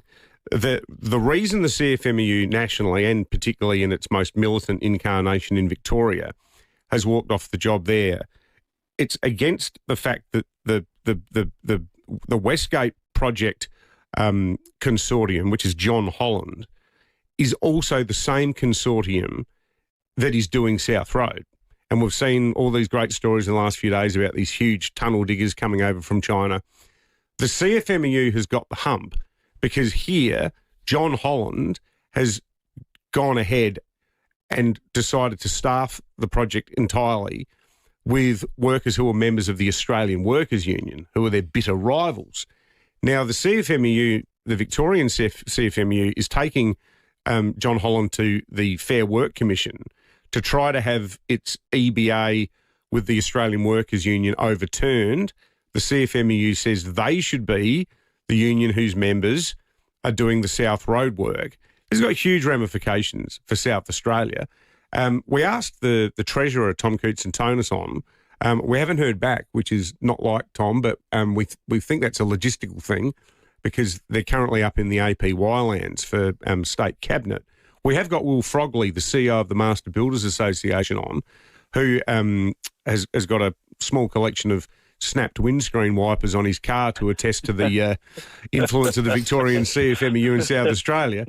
Well, this is quite an important development, isn't it? Because it sort of builds the cat on what the CFMEU is really like, doesn't it? Yeah, it really does, David. Make no mistake, this is a really significant moment for South Australia, not to be underestimated. What's happened is the Victorian CFMEU has failed in its bid to muscle in on the biggest infrastructure project in South Australian history. And they've responded the only way the Victorian CFMEU knows how, and that's with terrorism.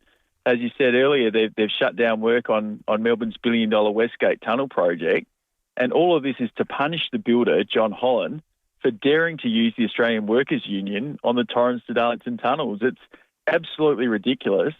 They pulled hundreds of workers from site yesterday to damage John Holland and to intimidate them. And this is exactly why we can't allow the Victorian CFMEU in South Australia. This is what they produce.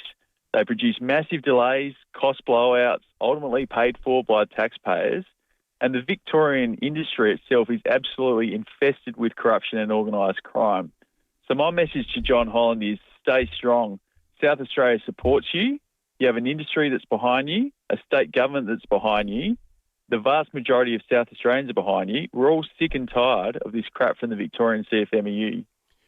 Well, casting my mind back to the distant past when I was industrial reporter at the Tiser, there's this thing with unions called coverage where they agree almost like a carve-up. Okay, the miners will be represented by, I don't know, the AMWU or the vehicle builders. When we had vehicle builders, that'd be the VBU, which became part of, from memory, the AMWU. In this case, John Holland looked like they're on pretty safe ground because tunnelling and all of that, that's AWU rather than CFMEU. What does it mean, though, potentially for something like the new Women's and Children's Hospital? Because I would have thought in that case, whether we like it or not, we're going to have to deal with the CFMEU, aren't we? In that case, though, a hospital project, the CFMEU would have coverage. But you've raised a really good point. It's pretty well known by people that the CFMEU terrorises construction businesses and workers, etc. But they also terrorise other unions as well, like the AWU, for example. Now, I mean, I know Gary Henderson from the AWU, and he probably won't appreciate me singing his praises on 5AA, but, you know, he's a decent guy. He's passionate about representing workers, and he quite clearly loves South Australia and wants it to do well. And that's the kind of responsible union we need in South Australia. If you look at the Victoria, if Victoria is anything to go by, the state government, John Holland not using the CFMEU on the tunnel project could save South Australia hundreds of millions of dollars. The Victorian CFMEU should not be able to hold governments, businesses and taxpayers to ransom. Enough's enough. They're meant to be in administration, and yet they're just continuing the way they always have. Hey, Will, we appreciate that. We do actually have the Treasurer, Tom Koutsantonis, on the line, and we are glad that he has been able to come on. Treasurer, good morning, and thanks for ringing in. You'd be across this situation out of Melbourne yesterday. How concerning would it be if the CFMEU did become the sort of lead union on the South Road project? Oh, I'm not sure how they could, David. They don't have the coverage. I mean, the AWU have always had coverage on tunnels and tunnelling. They're a locally based union headquartered here in South Australia, so the officials are South Australian. It's not part of any Victorian takeover. So we're quite pleased that the consortium that are building the largest infrastructure program in the country have done the right thing and chosen the AWU, and we make no apologies for it. And I feel very sorry for what's happening to John Holland in Victoria as a result, if they are indeed linked. And I have to say, I think it's probably justified the consortium's decision and the South Australian government backs them wholeheartedly. Is there a risk, though, Minister, that there could be parts of the project that the Fair Work Commission regards as tunnelling and parts of the project, the South Road project, that the Fair Work Commission accepts an argument from the CFMU that some of the workers there are actually doing construction work and that part of the project should be covered by the construction union? Yeah, well, there's not much we can do about a court decision. I mean, the court decisions will abide by. But what I think the consortium and the South Australian government has showed is that we're not prepared to import Victorian labour practices. We had a very good industrial relations system here in South Australia. We don't want to import anything from interstate. In fact, we don't want to import anything from Victoria other than people. And I think the system we've got here is good. If the Fair Work Commission make that decision, well, so be it. But we'll be making sure that there'll be very clear parameters about who can and can't access sites. Well, we're not interested in organised crime being involved in any way near any of our large projects, whether it's Women's and Children's Hospital or the tunnels. And as far as I'm concerned, we have zero tolerance for it. David asked Will Frogley about the Women's and Children's Hospital. I'm interested in your thoughts on the potential risk to it as a potential point of leverage for the CFMEU in future, like we've seen the Westgate Tunnel project there in Victoria. Is there a risk that could be used against projects in other states like we've seen Victoria suffering at the moment? I just think it's an appalling thing to have happen to the country, to have an organisation hold the country to ransom like this. I just think it's just un-Australian. It's just not right. Can governments do anything about it?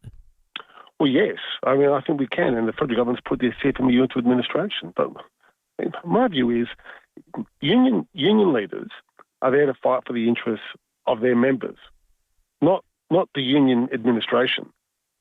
They're there to make sure unions go home safely to their families at the end of the day, that their workplaces are safe and they're paid a fair wage, not to some sort of industrial growth or some sort of crime gang.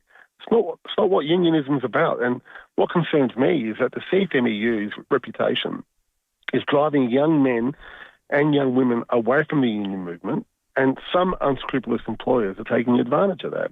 I want to see every young person join their union, because those unions offer them protection from making sure that they're safe at work, they get good wages, and they're protected. But when one union behaves like this, it tends to tar everyone, and it's just completely unfair and very frustrating to me as a former trade union official. We'll be watching the proceedings in the Fair Work Commission closely. Treasurer Tom Keatson-Tanis and Will Frogley, great to chat to both of you. Thank you. They are yahoos, that union. Like they did this thing yesterday where they said, that's it, there's not enough evacuation exits on the tunnel. And all the workers sitting there going, what? There's a great line from Aaron Cartledge, the former CFMEU chief here in South Australia. He's the world's nicest bloke and had a really collegiate relationship with a lot of business people around town. And, they had more members and they were doing better financially. But he said when these Victorian guys turned up, he said it was like a cross between Blazing Saddles and an end-of-year footy trip. That's a great line. All right, we're going to check traffic and come back with more on 5AA Breakfast in just a moment. Morning there. Breakdown to look out for at Aldgate this morning on the freeway down track near Old Mount Barker Road. She is slow to Halloran Hill, the Southern Expressway to Majors Road for the new on and off ramp area, and pretty sluggish too, Railway Terrace at Keswick. Getting busy, Marion Road at the Anzac Highway intersection with the camera, Coromandel Parade at Blackwood. Harris Scarf mid-season sale is on now. Save 50% of quilts, blankets and toppers. Exclusions apply. Harris Scarf, great brands, great prices. Adelaide's most accurate traffic on 5AA. The 5AA Sports Show. Rowie and Timmy G. The voice of Formula One, David Croft, when's McLaren boss Zach Brown going to pull his big man pants on and say to Norris, mate, Piastri's leading by 22, you're the second, Piastri's the one. The 5AA Sports Show. Yeah, well, they're not, are they? Because they're all season long. Yeah. That's not the way they go racing. So these things happen, it is racing. Weekdays from 4 p.m. on 5AA. Always Adelaide. For 50 years, Sterling Homes has set the standard. As we mark our 50th 50th anniversary, we invite you to share your dream with us. To celebrate, we're giving you $15,000 in luxury upgrades your way at no extra cost. Choose from reverse cycle air conditioning, stone bench tops, solar panels and more. Plus, we're including 2.7 metre high ceilings. It's your home built your way because at Sterling Homes, your home. Find your nearest display home location at sterlinghomes.com.au. T's and C's apply. Oh, geez, it's hot in here. Can someone pass the Morphett air? Oh, that's better. When the temperature is too hot or cold to bear, reach for the Morphett Air, Adelaide's own homegrown family air conditioning company. Morphett Air has kept South Australians perfectly comfortable for over 50 years. So when it's too hot or cold to bear, you can always reach for the Morphett Air. Look for the bright blue building at 602 Marion Road or visit morphettair.com.au. Morphett. Now, Will, you wouldn't put your shoes on before your pants on, and you don't put your lipstick, not your lipstick, women don't apply their lipstick before their foundation, but Lifestyles Lonsdale, it's best to do the last thing first, that is pick your tiles. Lifestyles has every size, every style, all at prices that mean you don't have to compromise. Let the tile you love inspire the design of your bathroom or kitchen. If you're renovating, looking for inspiration, or you're a tradie trying to get the job done, there's over 60 years of experience in the Lifestyles team, so you can trust their expert service and advice. Whether you're becoming an empty nester or you simply want to update your home to add value, do the last bit first and start with your tiles. For designer tiles at warehouse prices, choose Lifestyles Lonsdale. On the Cow IQ test, Fluorio milk cows come in at around 100, pretty much the national average. But when it comes to the milk our SA cows produce, it's unmatched. You don't need to be a cow Einstein to produce some of the best milk in the country. You do need the perfect grazing conditions, and the milk needs to be bottled on site and on shop shelves within hours. It doesn't get any fresher, any better, or any more SA than Fluorio Milk Company. Rosanna Mangiarelli here from 7 News. Join me and Will Goodings for Adelaide's leading news hour, 7 News, tonight at 6 o'clock. There's surprisingly big offers at Hyundai, like the Tucson from $39,990 drive away. Visit your participating Hyundai dealer today. David Penberthy and Will Goodings, 5AA Breakfast. 26 minutes after 8, the South Australian Council of Social Service have raised some concerns about the costs to organisations like it of the new portable long service scheme that they say, since it's come in on the 1st of October, require community sector organisations like SACOS to pay a levy of 2.2% of the wage of workers under the scheme, adding all sorts of costs and concerns. Dr. Catherine Earle is the CEO of SACOS and joins us now. Dr. Earle, good morning to you. Good morning. So in terms of the impact on community organisations, and they're all pretty, tightly run in the current climate, Dr. Earle, how big a hit is it? Yeah, look, I just wanted to say up front that SACOS has actually long supported the establishment of the portable long service leave scheme. I think it's important to note that we do think it's going to be good for workers, and in the long term we think it's going to be good for our organisations as well, because, the work that we do is really important work. We deliver government-funded services to some of the most vulnerable community members. But yes, there is this added cost that we're facing right now, and it's occurring because much of the services that we provide are delivered through periodic contracts negotiated with government, and these are regularly retendered, which is why workers move around our sector. They may not be working at the same employer, but so the work that we've done captures some of the costs. The real cost of long service leave over the last 4 years, and we were able to compare that using the real data with what it would have cost services had the scheme been in place over this period. And, what we've seen is that there's a pretty significant gap there.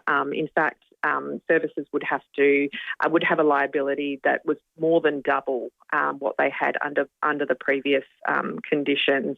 So yeah, it's definitely going to hit services in this transitional period.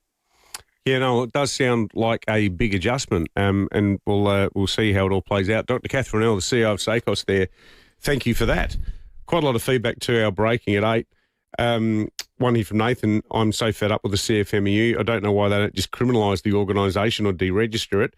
Doesn't seem that it would be much different to what currently goes on. One here, the ALP will never genuinely crack down on the CFMEU. They get too much money from them.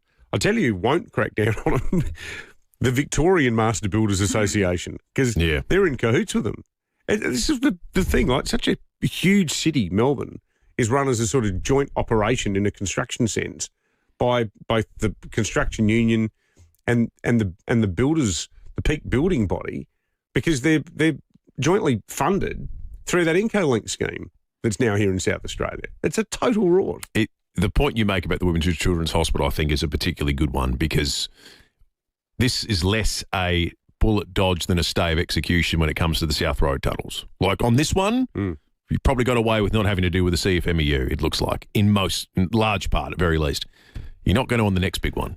No. They're going to be a big part of the story. Particularly when it's just all about making a ruddy great building. Exactly. Hey, just quickly, Keith, mate, I can't thank you enough. I put the shout out yesterday looking for former Holden workers who live in the northern suburbs to catch up with me for a coffee over the next couple of weeks. Keith has texted in. He's from a family, he worked at Holden's for 36 years. 4 generations of his family worked at Holden's. So, Keith, I'll put you on the list, mate. I'll save your mobile, and hopefully we can all get together along with Anthony as well, or Andrew, I think, from memory, from Roseworthy. I've got his number saved too. But look forward to catching up for a coffee over the coming week. There's been a crash at Modbury that's causing some issues traffic light-wise. Traffic lights have been taken out. Modbury, a car crashed into a Stobie pole, should I say, and that has taken out traffic lights at several intersections on North East Road around Tea Tree Plaza. Drivers are advised to avoid the area if possible, but have a listen. These are the affected intersections: North East Road, Reservoir Road, North East Road, Tea Tree Plus access, Montague Road, Reservoir Road, North East Road, Smart Road, North East Road, McIntyre Road, North East Road, Tea Tree Plaza access. So it's 1, 2, 3, 4, 5, 6 intersections without lights because of a car crashing into a Stobie pole at Mulberry. Just take care. 5AA Breakfast is streaming live right now. To watch, simply head to 5AA on Facebook or YouTube.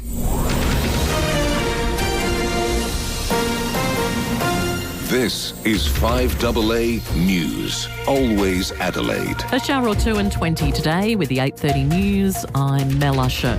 Keep in shape with physio-instructed clinical Pilates and gym classes at 6 locations. physioextra.com. A man has died in a single vehicle crash at Auburn. Sergeant Peter Williams says it happened just after 8:30 last night. Police and emergency services were called to the Horrocks Highway following reports of a silver Ford sedan having collided with a roadside barrier before colliding with a tree. Sadly, the driver and the sole occupant, a 31-year-old man from Auburn, died at the scene. Major crash is investigating. A Noarlunga Centre bottle shop has been held up. A woman with a knife threatened staff at the outlet on Goldsmith Drive around 9 last night. She grabbed some bottles of alcohol and ran off. The US president could travel to the Middle East within days. Donald Trump says a Gaza deal is very close. Negotiators are working to finalise a deal based on Trump's Gaza ceasefire proposal. All of the Muslim countries are included. All of the Arab countries are included. Very rich countries and some that are not so rich, but just about everybody's included. And our final negotiation, as you know, is with Hamas, and it seems to be going well. Police in the US have arrested a 29-year-old man for starting the devastating Palisades fire in Los Angeles early New Year's Day. Acting US Attorney Bill Esaley alleges Jonathan Rindenek, who had just worked a shift as an Uber driver, reported the fire himself to emergency services. He fled the scene in his car, but turned around after passing fire engines driving in the opposite direction to fight the fire. While the Lockman fire burned, the defendant walked up the same trail from earlier that night to watch the fire and firefighters, using his iPhone to take short videos of the scene. A software provider says it won't be engaging with a threat to release personal data stolen in the Qantas cyber attack. A criminal group is demanding Salesforce pay a ransom by tomorrow. Samples of the stolen data were released on the dark web on Tuesday. Breastfeeding for at least 6 months helps babies to fight off infections and reduces chronic inflammation, according to a new study.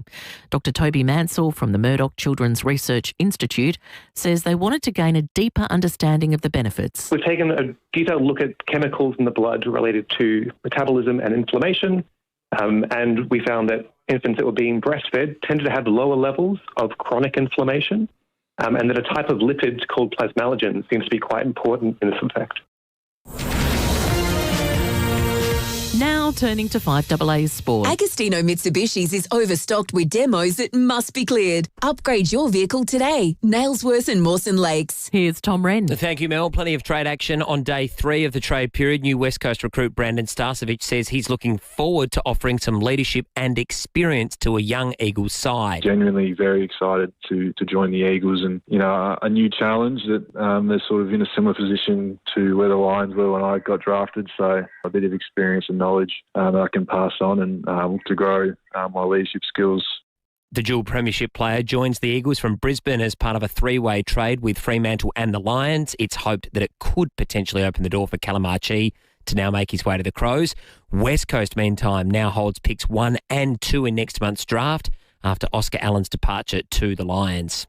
Well, Australia has crushed Pakistan by 107 runs to remain undefeated at the Women's One-Day World Cup. The Aussies were struggling at 7 for 76 in the 21st over, but Beth Mooney's century and Alana King's unbeaten 50 helped them finish at 9 for 221.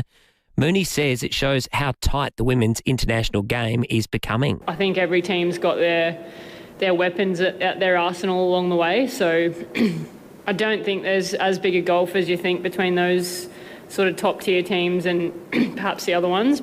Formalities for the Bathurst 1000 officially begin on track this afternoon with 2 practice sessions at Mount Panorama.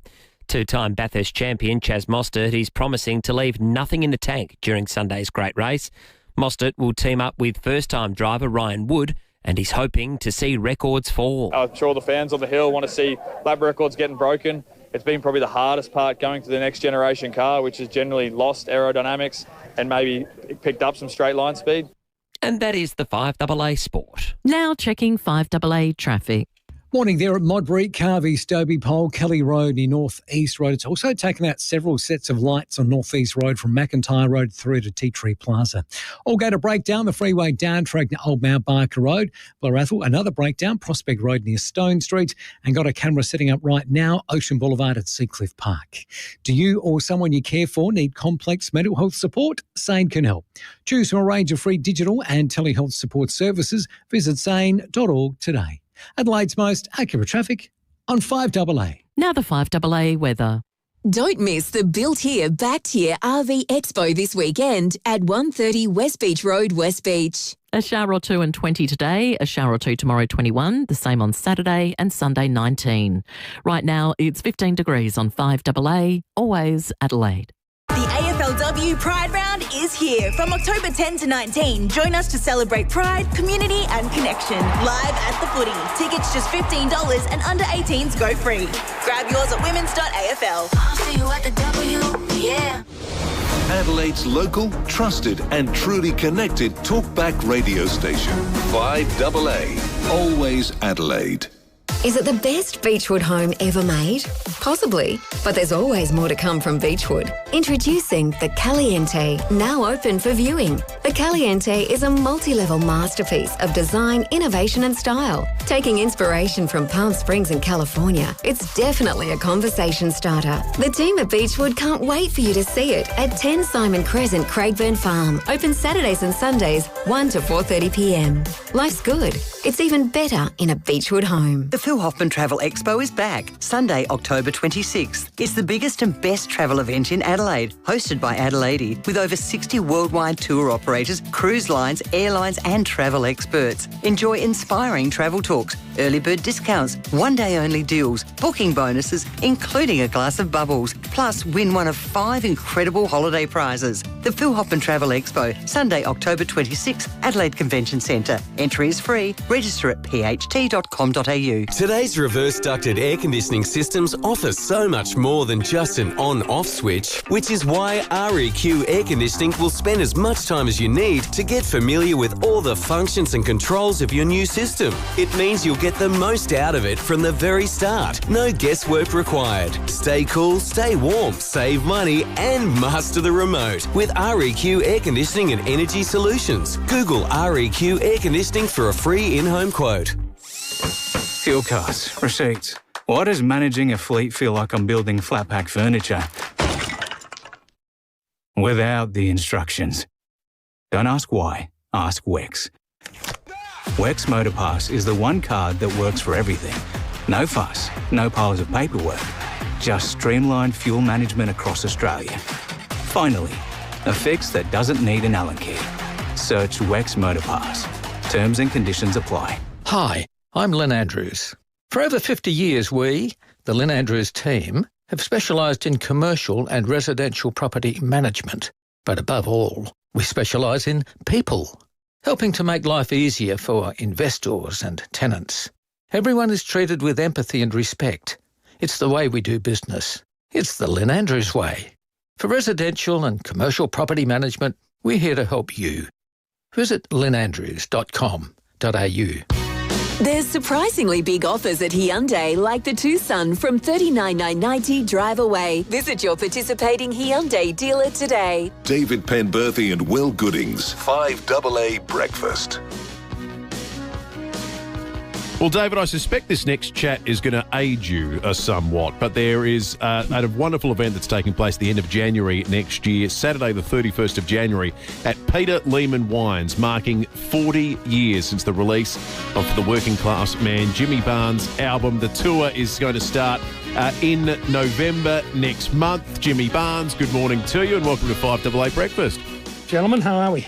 We're great, thank you, Jimmy. Hey, really, 4 decades, that just sounds completely ridiculous. I know it's a cliche, but I can literally remember where I was when this came out. It feels like it was only yesterday.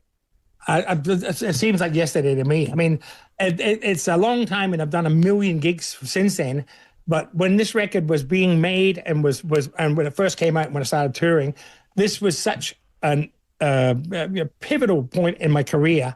It was like literally, this is where the career was going to sink or swim. Yeah. I remember I came out of Cold Chisel, I put out Body Swerve, I had a #1 record, everything was good, but it was, you're going to be judged by this next big second record. It's either going to be great or you're going to die. And I remember being in America, getting songs together. And the first one I got together, I think, was "I Die to Be With You Tonight." Yeah, I was writing with a guy called Chaz Sanford, and that he played that song to me, and I went, "That's amazing! I want that song." And I knew it was going to be a big song for me. But so I was happy. I thought that's one, and that's I'm off to a good start. The A&R guy from Geffen contacted Stevie Van Zandt, who I was a huge fan of, who played with the E Street Band. And Stevie and a guy called Steve Jordan, who now is the drummer from the Rolling Stones, by the way. Steve and Stevie sent me a song called "Ride the Night Away." And once again, I stuck it in my pocket and I went, man, this is going well. And I thought I was really up with a good chance. And then Jonathan Cain sent me "Working Class Man." And it's like I went, hallelujah. This I knew from the minute that I heard the song that was going to define my career. And those songs, along with like Second Prize and Daylight, sort of changed my whole life, you know. And I remember going out on tour, and it was, I went from being in a sort of a pub blues band with 2 guitars. I put in piano and backing singers, and the band just blossomed. And I've been touring ever since. And a bunch of those songs have been in my set ever since. You've got a huge connection, obviously, to Adelaide, Jimmy, Absolutely. Northern suburbs and all that. I reckon the really nice thing about Working Class Man, and it's a song that would resonate so hugely with our older male listeners, is you look at where you grew up or where I grew up, like Mitchell Park, places like O'Sullivan's Beach. That song is about the guy who's just popped into the BWS at 5 o'clock on a Friday to pick up a slab of West End draft. It speaks so respectfully to suburban working class people. Well, when I met Jonathan Cain, the guy who wrote the song, who's a songwriter for Journey and for the Babies, he's an amazing writer. But I didn't realize he was going to write it. He was very interested in Australia, and he was talking to me about my audience.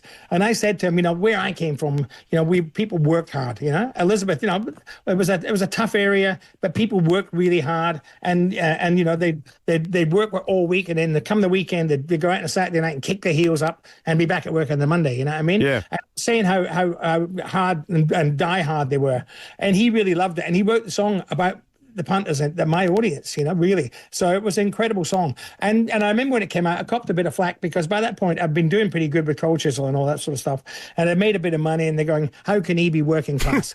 But the thing is, what they don't understand was, I remember where I grew up. I remember growing up in Elizabeth. I remember my parents struggling to feed us. I remember, the only thing that kept us together was family. And I look back on those days with great pride and they gave me great strength. I don't think I'd be, the person I am today without my youth in Adelaide. Yeah, for and sure. It made me who I am. So I've got a lot to be thankful for. So I love coming back to Adelaide to play this record. That meant so much to me for all my mates in Adelaide. It's going to be awesome.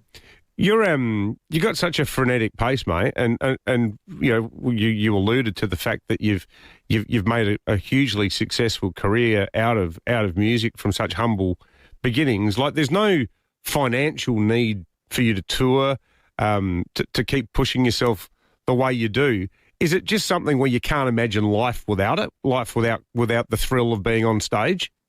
Yeah, well, it's something about the connection that you make with an audience. When I get up and sing, when I sing and I connect with people in the audience, which I literally do. It's sort of some sort of chemistry you make between you.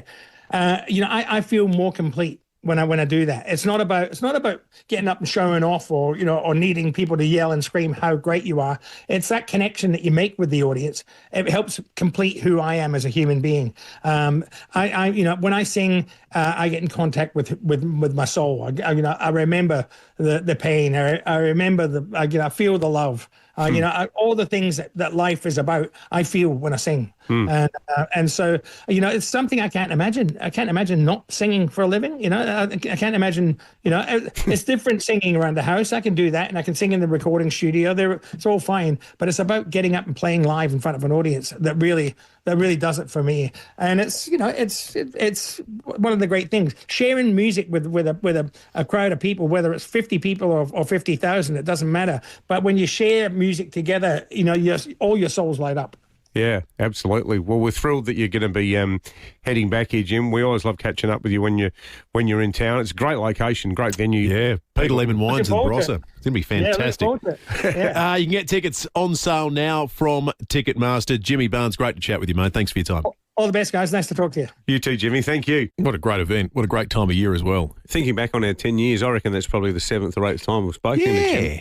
Because during the last decade, he brought out those two amazing books, Working Class Boy and Working Class Man, the story of his childhood in Adelaide's North. I recall we chatted to him during COVID, I think, when he was doing those concerts. Yeah. Well, not concerts, but he was doing online musical things with his family. We did both books. Yep. I got to go to the Mount Barker Library and interview him on stage about the book. That was so much fun that night. There were so many people there. It was standing room only, and everyone was queuing up to get the book signed. But he's just like, for someone who's such a megastar, he's super down to earth.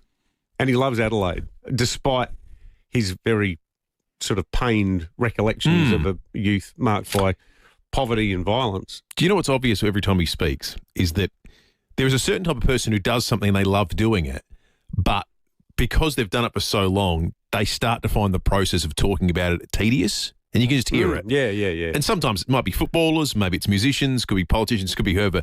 But some people just never lose the enthusiasm just to talk about the thing they love doing as opposed to just doing it. And he's in that category. He loves talking about it. But I reckon part of that's his love of SA, it's his love of Elizabeth, it's his love of Largs and so on.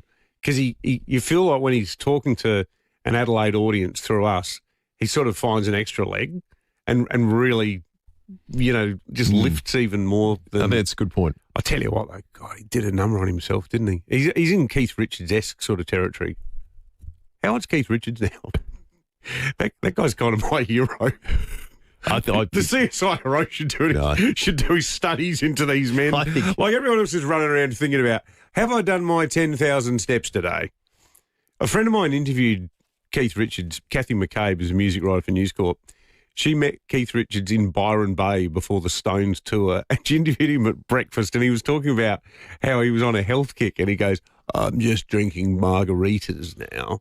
And he had this jug of margaritas, and he was sitting there. It was a healthy breakfast. It was fruit salad he was having, but he was drinking margaritas at breakfast in Byron Bay. He's 81 years of age now, Keith Richards, and I'm not entirely unconvinced that he's animated by necromancy. Helen in Glenelg North, good morning. Hello, Helen. You there, Helen? Helen! Where's she gone? We don't have Helen. Maybe she's caught in the roadworks. She was Yeah, quite possibly. She's trying to reach your phone. She's dropped it behind one of the Holdfast Council's crash barriers. Helen, have we got you now? Yes. Hello, Helen. Oh, hello. How are you? Good, thank you. How are you? Oh, good. I was just ringing up to say quite a few years ago, we went to a big dinner. It was my husband's work dinner, and it was in a huge marquee with about 3,000 or 4,000 people in the middle of set up in the middle of Sydney, and not in where the Olympic Games was in the Olympic Village. Jimmy Barnes performed there, and I have to say it's the best concert. Or it wasn't even a concert; he just played. The crowd had such a huge reaction to it, and everybody was up dancing. And Jimmy just kept going on and playing. He was I don't know who was having more fun, Jimmy or the crowd. Absolutely loved it. It was just fantastic. Oh, how good. What a great thing to have been at. Sounds superb. We've got a text through from Andrew as well on the Police Home Care text line saying a photo of Cold Chisel playing out front of the Glenelg Surf Lifesaving Club in the 70s was posted on one of the Facebook Glenelg community groups just recently, which would have been quite an event to be at, I imagine. And David says every cigarette you smoke gives Keith Richards 8 minutes of life. Not sure. That's what it says on the pack. Let's check traffic. We'll come back to wrap in just a moment. Morning there at Modbury. Got a Carvey, Stobie, Pole, Kelly Road near North East Road. It's also taken out several other sets of lights on North East Road from McIntyre Road through to Tea Tree Plaza. Take it easy through there today. Busy at the moment at Hillier, Anglevar Road near Stebbin Heath Road, and slow for works at Flinders Park. Holbrooks Road near Granger at speeds at 40. Camera, Grant Avenue, Rogues Park. Harris Scarf's mid-season sale is on now. Save 40% off sheets and pillows. Exclusions apply. Harris Scarf, great brands, great prices. Adelaide's most accurate traffic on 5AA. South Australians through their most vulnerable moments. But right now we're being pushed to the limit with feelings of burnout, fatigue and being undervalued. Respectful wages and safe working conditions are about valuing us and also ensuring there are enough nurses and midwives to provide the care you deserve. Support those who care for you. Visit respectnursesandmidwives.com. Authorised by Elizabeth DeBars, ANMFSA, Ridleyton, South Australia. Hey, it's Lauren here from Adelaide. And if you're like me and you love a good bargain from your local chemist, check out Star Discount Chemist. They're all about great value and helping your family stay healthy. Go in store or online for click and collect and delivery. Star Discount Chemist. How can we help? The story of Graham and his many years in the building and construction industry by CLK Legal. Graham worked hard all his life, and although he never had a specific injury at work, the many years of hard labour and using heavy machinery took its toll on Graham, with knee, hip and back injuries, including some hearing loss. CLK Legal were able to help Graham in a successful claim for weekly income payments and additionally for lump sum compensation. CLK Legal also set Graham on a new career path with training and rehabilitation, all covered under his claim. If you've been injured at work, either from a workplace incident or from your work duties over many years, visit clklegal.com.au and see what you're entitled to. clklegal.com.au, experts in personal injury law. Still thinking about a sea change? Think Oakford Homes in Counter Bay. New stage released and selling fast. A variety of block sizes available in a friendly community with brand new low maintenance homes plus the beach close by. Affordable packages, no surprises. Move in now or invest for the future. Fixed price turnkey packages, flat land ready to build. Don't miss out. New stage now released. Visit our display village at Encounter Bay. Oakford Homes, a statement of quality. oakfordhomes.com.au. Hi, Will and Dave. It's your favourite door-kicking chatbot, Polly. You've made a career of not agreeing on anything. You've proven good talkback is 10% preparation and 90% pretending to listen. Congratulations, guys. My drive into work each day wouldn't be the same without you. Interesting, funny, frustrating, irritating, bloody annoying sometimes, but never boring. Okay. Do I get the meat tray now? There's surprisingly big offers at Hyundai, like the Tucson from $39,990 drive away. Visit your participating Hyundai dealer today. David Penberthy and Will Goodings, 5AA Breakfast. Oh, Frank. The longer that went, the more angry Frank got at us. The more he thought about it, he started thinking, why am I doing this for these clowns? Superb. He's very funny, Frank. He's a great bloke and dead set. Like, you know, the other day, we had a few chats. I'm sure he wouldn't mind me talking about. We had one chat off here. In fact, he texted me last night about the AI mishap he had with the sources for the golf course material, and he's like, just some of these journos, they get stuck in here. Have any of them ever got anything wrong? A lot of them haven't, because they've never broken a story in their lives. If you want to avoid embarrassing yourself, never have a lash. Never try to break a story, because no one's ever going to say you got it wrong. I can't remember any of them having, and he's right. He's 100% right. He's very funny.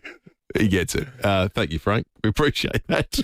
It's like we don't know these things are coming. No, because Pat and Em just keep sliding them into the system, and they keep popping up and playing. But so tomorrow is 10 Tomorrow's the official 10 years. I think we're going to have a bit more of a flashback in time tomorrow morning on the program as well. Nice one here from Carol in New York. She says, years ago I saw Jimmy sing with Bruce Springsteen at Hanging Rock. We could tell that he was in absolute awe of Bruce. It was a fantastic show. Great memories. And also, thanks to Andrew, he sent the picture through, the one that you just mentioned before, Will, of Chisel playing at the Glenelg Surf Lifesaving Club. Wow. God, they look like they're all in their early 20s. Absolutely fantastic. What a time to be alive, the 70s. All right, let's have a look at Fuel Watch before. I think Paddy's just mentioned there's another memory we could play before we leave today. I think it's a nice, happy memory to leave on one of our run-ins. We'll check the Fuel Watch situation first with a thanks to RAA Road Service. It's better to be a member with RAA Road Service. The cheap spots this morning, the Mobile North East Road, Gillis Plains, $1.55.5. The United Crittenden Road, Findon, $1.57.9. The BPX Convenience Goodwood Road, $1.58.9. And the cheapest diesel, still under $1.70, well under, in fact, at the Mobile North East Road, Gillis Plains, $1.67.5. So tomorrow, as I mentioned, we've been hearing a lot of contributors to the program talking about our 10-year anniversary tomorrow. I've no doubt there'll be more silliness tomorrow as well. But Paddy's just mentioned there's one that we haven't yet played, and this goes back. What year was this one in? This is going to stretch the memory a little bit. I think I've got it written down here. 2018, 21st of September 2018 at the Central Market.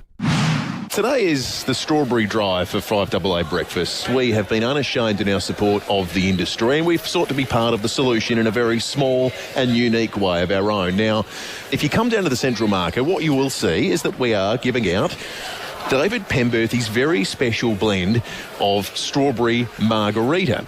Now, it is the latter that has drawn the attention of the Adelaide Central Market's Elliot Ness and our very own Al Capone of the strawberry trade, David Penberthy, and his impromptu bar has been shut down. We're out of business. Unbeknownst to us, what we were effectively running here this morning, Will, is a Chicago-style speakeasy. I remember that well, and the reason we were so genuinely laughing about it is because none of that was made up for radio. No, there was no planning whatsoever. Well, there was planning on our part. We thought, because this is when those weirdos were putting pins into strawberries. Yes. We wanted to do our bit publicly to instill confidence in the strawberry industry. So we got a massive tray of strawberries sourced from probably the Adelaide Hills, maybe up Harndorf Way, where you can pick your own. We had these beautiful strawberries.